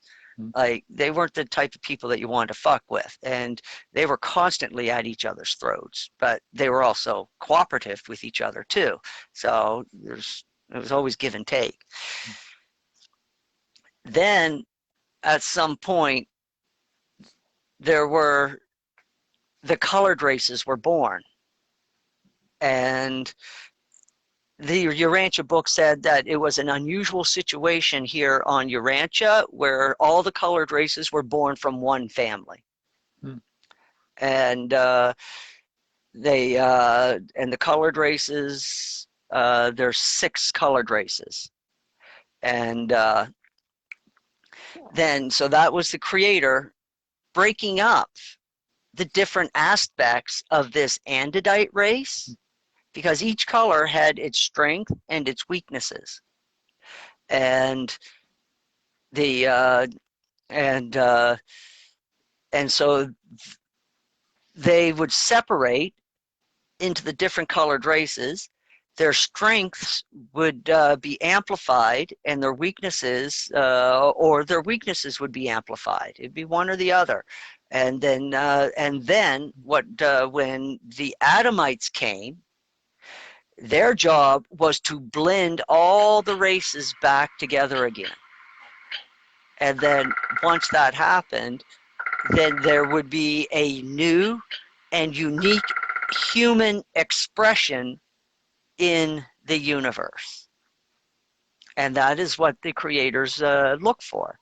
And but we are like so far off track. Like the Urantia book tells us that the so-called white race is actually, Urantia is the first planet to actually have a white skinned race. I just thought that is interesting, because we're a blend of the blue race, the Andesite race, and then that is what makes us white. And now that we're like several tens of thousands of years down the road, we're just Heinz 57 now. It's like there's no such thing as a pure colored race anymore. Everybody is a mixture. And that is in the genetics, because everybody on the planet can be traced back to one man. Bet y'all didn't know that. This man was supposed to have existed 140 to 155,000 years ago. Interesting number, because the Urantia book tells us that Adam and Eve showed up about 140,000 years ago. And we can trace all of our lineage back to that one man. We can't trace mitochondrial DNA. The mother's side of the DNA, we can't trace that unless we have a fresh sample, and we're not going to find a fresh sample in a graveyard. But no problem to trace the father's lineage. And like I said, it all goes back there. Now, there is a group of people, and these people are mostly scattered across the planet, that trace their lineage past that one, past Adam. And this lineage doesn't trace back to the same as the rest of us. They trace back to the Andesite race 1 million years ago. And that is interesting, because that is when the first Andesites, the first intelligent Andesites, and the first thought adjuster indwelt Andesites first came into existence, was 1 million years ago, according to the Urantia book. And this particular genetic line traces back to that parentage, which is interesting. And that lineage comes out of Africa. So there was a huge chunk of Africa that got missed by the Adamites. And for whatever reason. The Urantia book actually states the reason, but I'm not going to say it on here because Facebook and YouTube would lose their fucking minds. Seriously. And I think most of the time we push the envelope on this anyways. So that is actually genetics. You can go find that, do some research. I forget which university published that. And so that's what the Adamites had done for us. And it's also interesting that when you come down the genetic tree, you have Adam, and then you have all of Adam's sons. Now, on this tree, all the branches spread out and they connect together. But there is this one, there's only this small part of the tree, part of Adam's lineage, that went down into Africa. And you can see it right on the chart. You can see how the Adamites spread all over the world, but then in Africa, it only comes down to one section, still from Adam, but then only down to like a few of his children made the journey into Africa to uplift the DNA of the African people. Again, the Urantia book states why, but we would probably, yeah, go read it yourself. So I got a question about, couple questions about Michael in his current incarnation. When did you say that the body Michael inhabited? When was it born? When was she born? I think in August of 91. 91. Okay, so after the fall of the Berlin Wall, which is interesting. Yeah, it is interesting. There's also a story that she also traveled and she destroyed certain altars around the world. Yep. And took care of that. And I think that was done in 2013. Okay. She broke all the altars. The last one was broken in Germany 2 years ago. They had to find them. They were all hidden. And Michael is limited in her corporeal form. Okay. So even though she's the sovereign ruler of the universe, she's still limited in her powers. But she's still a genius by our standards. Oh, which God, is why she chart. was able to do this stuff at all. If she's playing by our rules, she had to be, yeah. And then the second question, has she been to the has she been inside the White House, after the, or the more important question was, has she been even in the same room as, say, Biden, or spoken to him or anything, since, say, January 20th or November 3rd? It just occurred to me to wonder this, whether she has communicated, let's say, with the new official administration, let's call it. She did meet Biden and Obama, but it was back before 2012. Okay. And it was right around the time of her awakening. Like, she did not know who she was for a long time. I believe her awakening happened somewheres around 2010. Okay, about when she turned 18. About that, yeah. Around 2010, 2011, that was her awakening. And she awoke to her true self. And I think she was 21 when she came to her awakening. So yeah, maybe 2012. 2012, yeah. Yeah. So she came to her true awakening at about that time. And it was through a struggle because they've been looking for her, but they weren't looking for her, they were looking for him. So they were looking for him because they knew that, like, by watching the stars and stuff that we have forgotten about when it comes to astronomy, stuff that we aren't even allowed to know about astronomy, it's much more complicated than people think. And they knew that she was going to be born, but they thought it was going to be a he. The gender was hidden from them. Okay. And so they knew when and about she was going to be born. And so they've been looking for her. They've been looking for her, but they didn't quite know what they were looking for, but they were trying. And they were killing babies left, right, and center, and they were kidnapping kids left, right, and center, trying to figure out not much different than what King Herod in 2,000 years ago. That's what comes to mind. Well, and more recently, what the Chinese did when they were looking for the Dalai Lama. Oh yeah, you don't even like Okay. the campaign. The Chinese Communist Party launched to find the next Dalai Lama, so that they could seize control of the Dalai Lama and then thus control the spiritual development of the nation.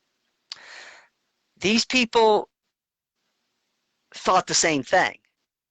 Is that they didn't know that they were looking for the creator of the universe. They just knew a very powerful soul was going to be born, and they wanted to take control of that soul. And so they searched and searched and searched, but again, they were looking for a male, not a female.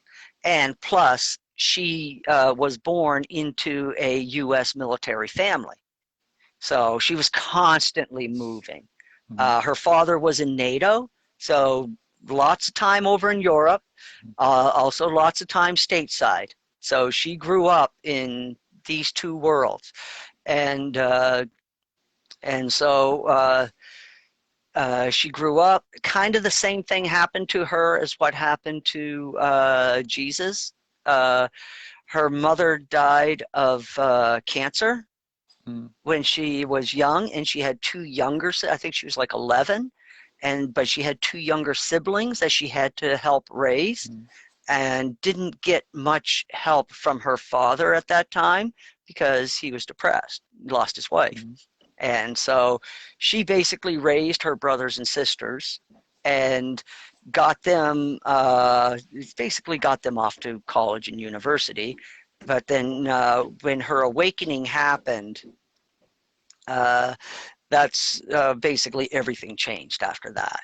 But she had already done a good job raising her siblings and helping her father get over his grief, that they were in good shape. I would have no doubt that her siblings and her father are involved somehow in the plan, but we're not going to know how or where. Oh yeah, and how she came awakening. They did get her, but they didn't know what they had. What they found is like, okay, she did join the military. Okay, born in a military family, it was pretty natural for her to join the military. She was, so being like smart, off the charts smart, and also having what we would call like, some paranormal abilities. Like strong intuition, empathic, stuff like that. And that was noticed. And so she was collected up, I'm pretty sure, by the CIA and taken to some black site where they were trying to like torture her to bring out and enhance her abilities, much like Wade in Deadpool. Kind of the same idea. Try to enhance people's abilities through stress. Except when she woke up to her true nature, that's when the shit hit the fan. Because when she woke up to her true nature, that is when they seen it, and they realized that this was the creator of the universe. And the moment they realized what they had done was the very moment that they had died. Think of Indiana Jones in the Temple of and the Lost Ark. One of that scene where they open the Ark. Think that is essentially what ended up happening. Totally out of her control. She had no control over this. This was basically her God energy being released all at once, and then contained again. It didn't destroy her, but it woke her up in such a way that, and they kind of did her a favor, really, because the way that they woke her up, gave her the ability to be able to use some of her creator powers in this realm. Mm-hmm. And see, when Jesus woke up in a very gradual and organic way. And so it took him time after his awakening to understand and harness his own powers. And he had to constantly look at what happened when at the wedding, when his mother was bugging him about about performing a miracle, and just off the cuff, he was just like, "The wine's in the jug. Stop bothering me, woman." He let his emotions get the best of him in that moment, and he created a miracle, not intending to create a miracle. And and it happened, I think it happened to Jesus again with a mass healing. Mm-hmm. And it was just like, shit. And this was all stuff that happened early on in his ministry that he didn't want to happen, because the last thing he wanted was for people to follow him because he was giving out good treats. And, you know, that's not what he wanted. He wanted people to follow him because his teachings were important. So, yeah, she woke up and she had all of this power. And once she was able to collect herself and realize what she was doing, she kind of, like, she suspected that she was different and she was special most of her life. So it wasn't like a complete shock to her when she she woke up to the fact that she was the creator of the universe. So it wasn't a complete shock to her, you know, other than holy shit, you know, and you know, all of a sudden realizing that she had a hand in everything that has happened over the last 2,000 years. Mm-hmm. I mean, think about that. I mean, you wake up to the realization that you have been influencing this planet for the last 2,000 years, and you're at the last leg of it. Mm-hmm. That's when she, that is pretty much where the plan also was born too. The plan to save humanity. And that's when, and then after that, she did travel some and destroyed those altars without any assistance from the military, by the way. This was just her and some very close, trusted friends that they went and did this. Think Tomb Raiders. Okay. And so she went and did that, and then she resumed her career in the military around 2013, and very quickly rose to the rank of general. So that by 2015, she was a general in the U.S. Army. A pretty good rank for a woman. And then amongst the Patriots, she was the top leader. There was nobody above her amongst the alliance. They made her like their general. So she became the general of the alliance, and then eventually she became a top, like the top ranked general in the U.S. Army. Nobody outranks her except the President of the United States. And she turns 30 this year, for what it's worth, I think, right? She was born in 91. Yeah, she's now It'll 30. Be her 30th birthday, so well respected amongst her peers. When she speaks, the room goes quiet and everybody pays attention. And she's been busy. And it all has to, and the plan is that it all has to happen organically. Mm-hmm. And this is why it won't be, we won't see, I suspect that we won't see a true miracle, if I want to use that word, until almost the very end. Mhm. Because the thing is that Michael understands that in order for his children to learn and grow up, they must experience certain things first. Yeah, and that's why this is so frustrating for the, I'll say, the woke normies, I guess. And they're like, what's going on? We know things have been rotten for a long time. We know there's this potential, almost certainty that it's going to be fixed. What's how do we get from here to there? and they're wondering that. I kind of like, okay, just be patient and take care of your own stuff, take care of your friends, etc., etc. And it's like, but yeah, no, I understand why it's frustrating for a lot of people. And remember what I said before, that after this is over, and that we would have to go into the community and we have to start helping. Mm-hmm. I was only half right. I was right about having to go into the community. I was wrong about it happening when it's over.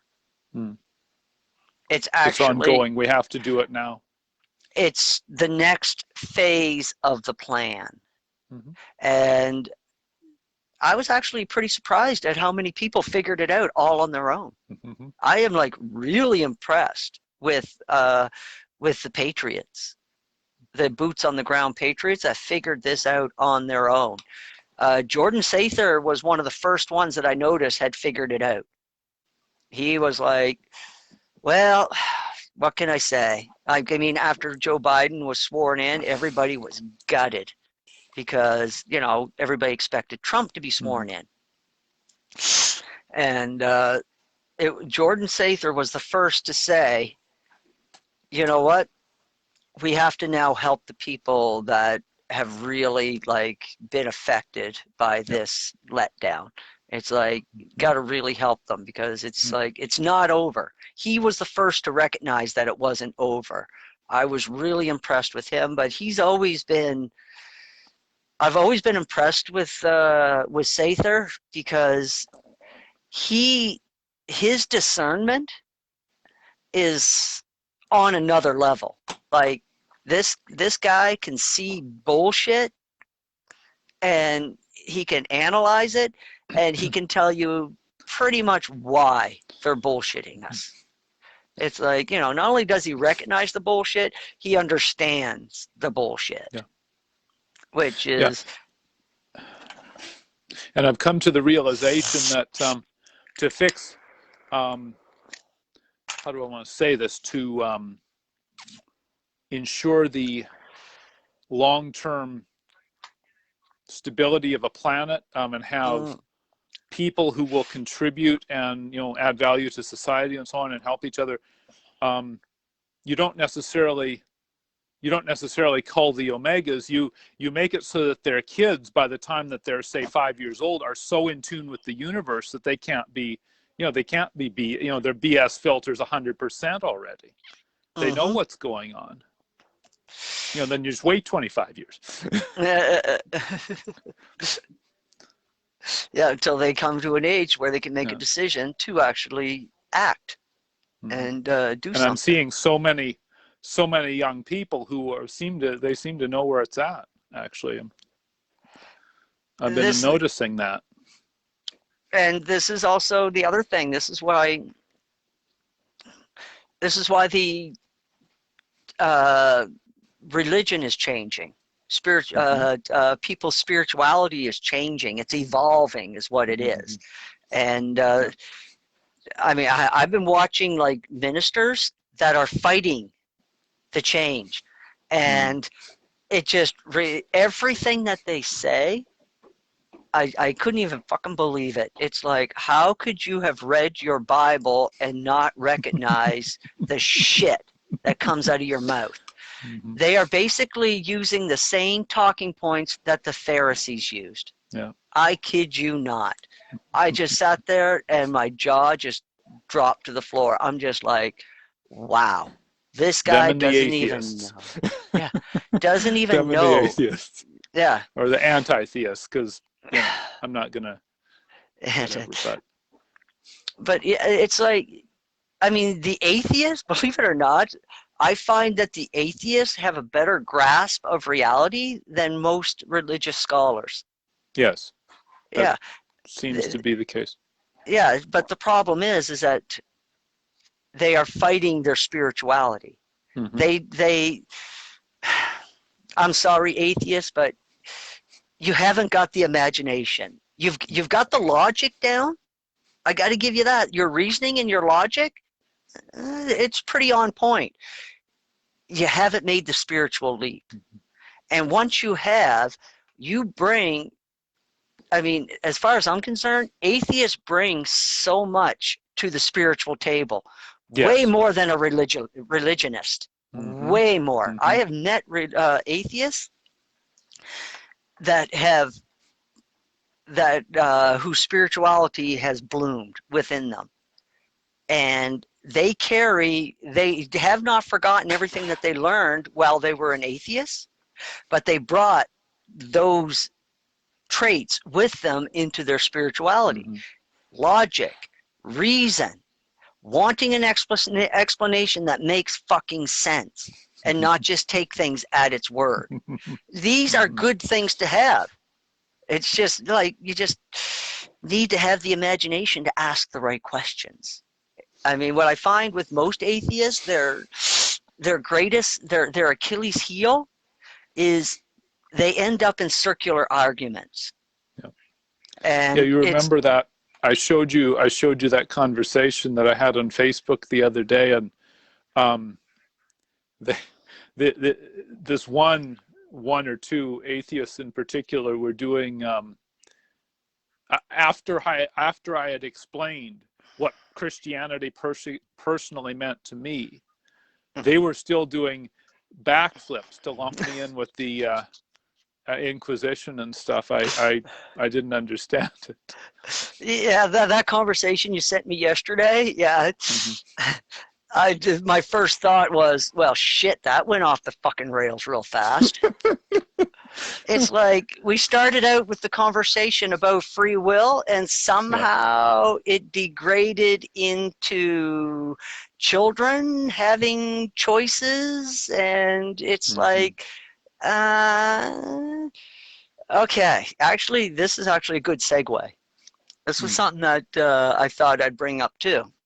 Okay. Because in that conversation, people were going on about, why do bad things happen? If your God is so great, then why does your God allow bad things to happen?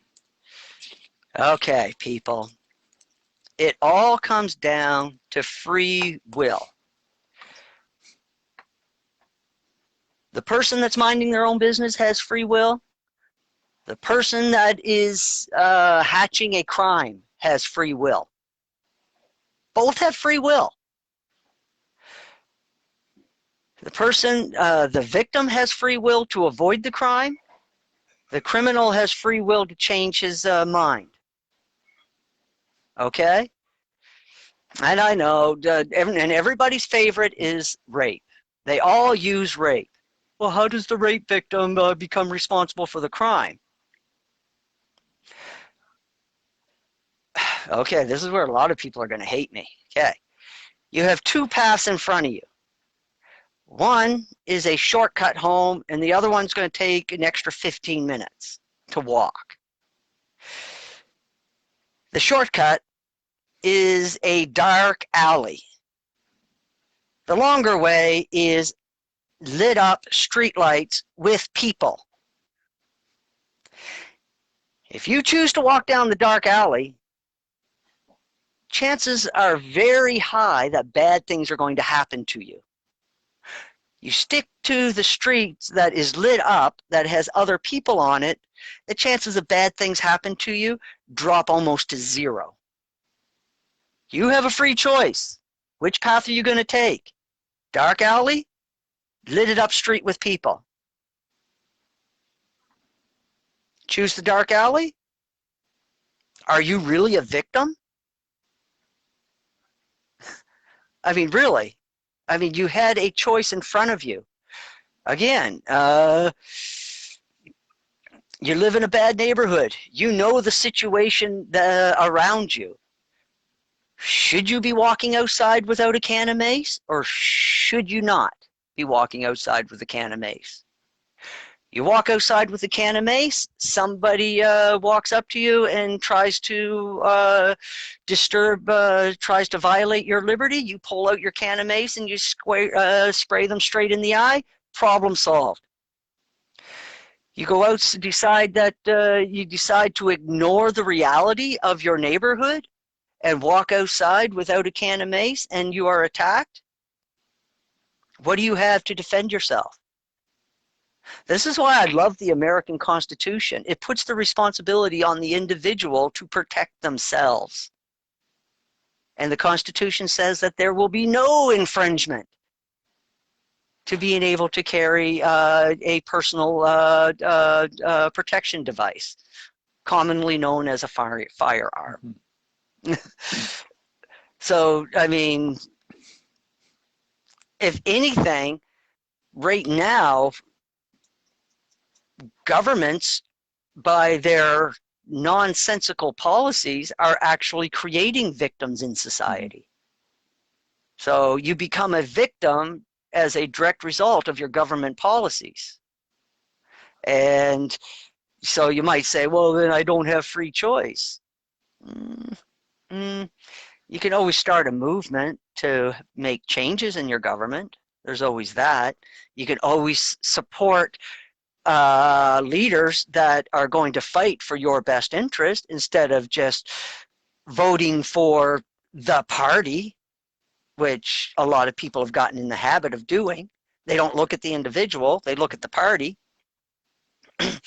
And, you know, America's not the only one to blame. They do it here in Canada too. In the East, people vote Liberal regardless of who the candidate is. Candidate can be a complete fucking moron, you know, with a heroin needle sticking out of his arm, but some people are just like, oh, he's Liberal, gonna vote for him. It's like, no. Again, you're not exercising your free choice. You're not exercising your liberty. You're just willy-nilly in it. So, you know, I think Jordan Peterson actually got in trouble for saying this, but somehow I think that he once stated there are no victims, and then went on to explain pretty much what I just said.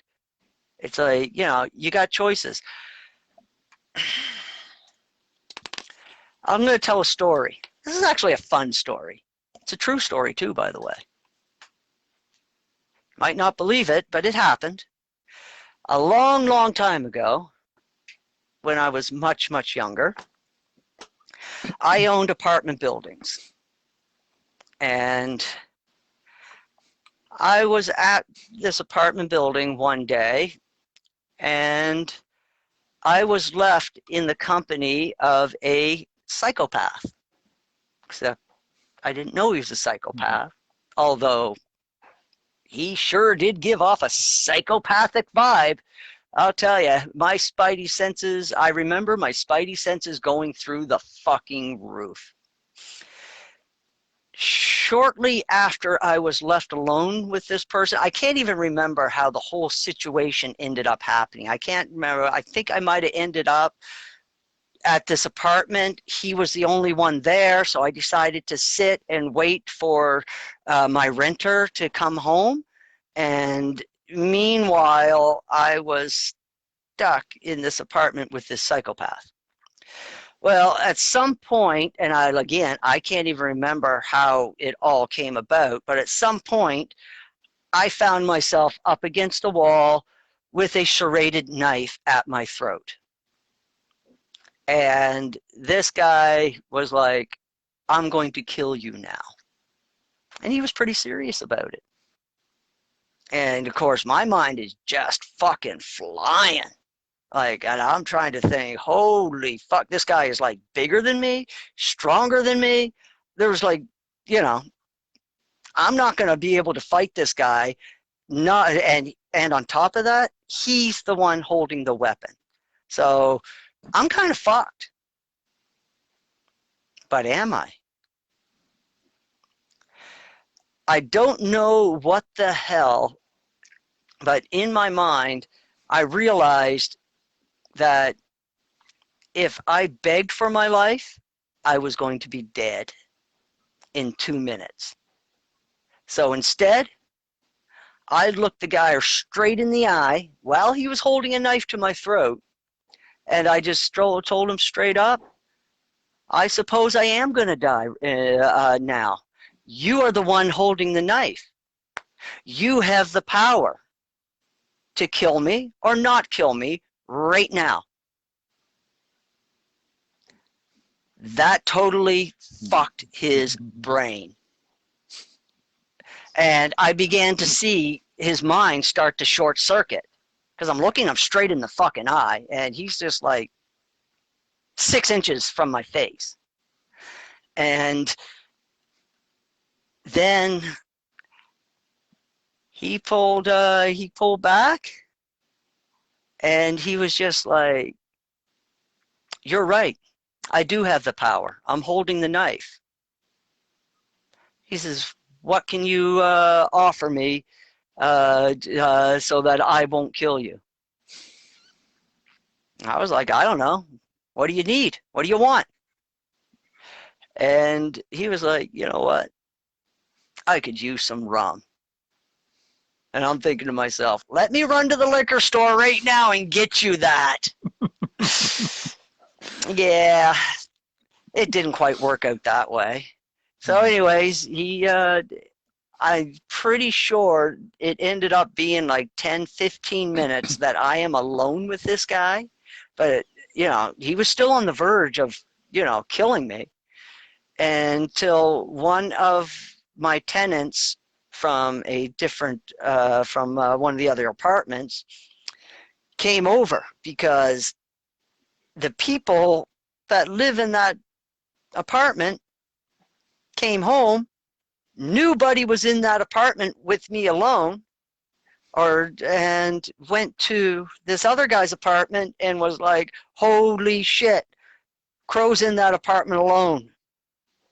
And buddy, I think his name was Rick, he came over, walked in, knocked on the door, walked in, and it was just like, hey Crow, I need you over at my apartment, and got me out of there.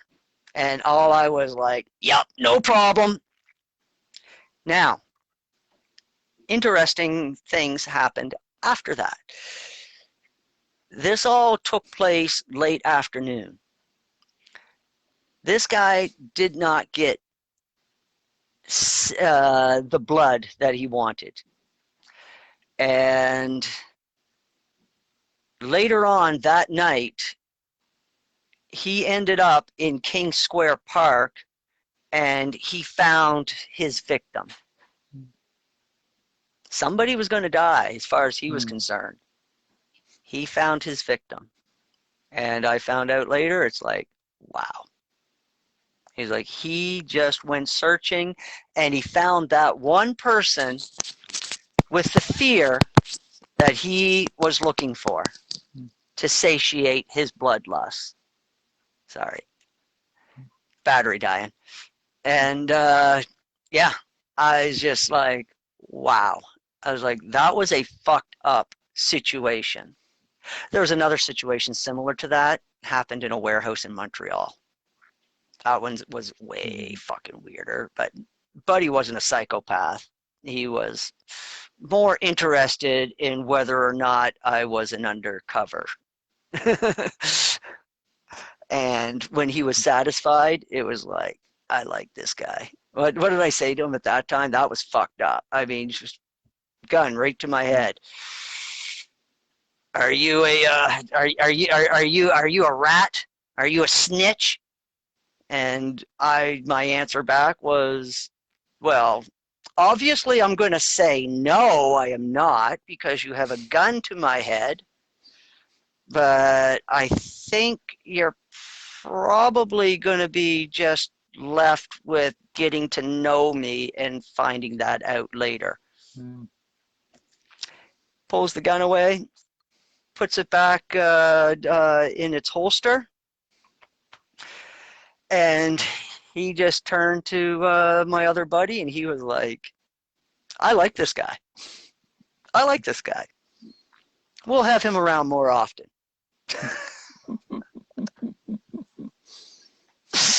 Yeah. Uncomfortable situations. I was really young. A little bit stupid. But thinking that I was really smart. But yeah, life. Any other questions? Oh, got a few, but I think I'll trickle them into later episodes, because what have we got? We're at We're at like 2.5 hours. It's Yep. 4:36. Yeah, so it might be 2.5 might be time hours. to wind it down. It might be 2.5 hours, but I think we were consistently interesting. I hope so. I hope so. I think it was. I don't remember any lulls. No. But yeah, it's been a good week in the news. We're learning a lot and still more to learn. I can't wait for the next Snowden to reveal themselves. In the meantime, keep up that discernment. Keep using that discernment, I guess. Yeah. Keep that discernment, pray, and have faith. Malachi Melchizedek, he preached it. The Son of Man preached it, and it still stands today. God only delights in our faith. That's it. That's the only thing. It's people still have a hard time with that, because they keep thinking that there should be more. But when you think about the nature of the universe and our role in it, the only thing God does need from us is our faith, because that faith is necessary when we are out in the universe operating at such a distance from God, that we are going to be constantly asking ourselves, what would God do? Yeah. That will be our primary question. It's and when you said that lots of people have trouble believing it's so simple, I think Richard Bach said in one of his books, students always make easy things difficult. Yes, we do. It's like what I used to love doing in math when I was in college. I used to enjoy breaking the equation and coming at it from a different direction. That was always fun for me. And so, yeah, have fun. That's what this life is all about. Have fun. Break the equation, come at it from several different directions, explore it. But in the end, remember, the fundamental principle is faith. Nothing wrong with exploring, nothing wrong with figuring things out. That's what we're supposed to do. I mean, God doesn't have much use for people who do not have curiosity. Okay. So we'll end it God there. likes inquisitive people. Okay. Thanks for watching, folks. This has been Peter. And I am Crow, and this has been Q&A with P&K. Q&A with P&K. Peace out. Peace out. Salute.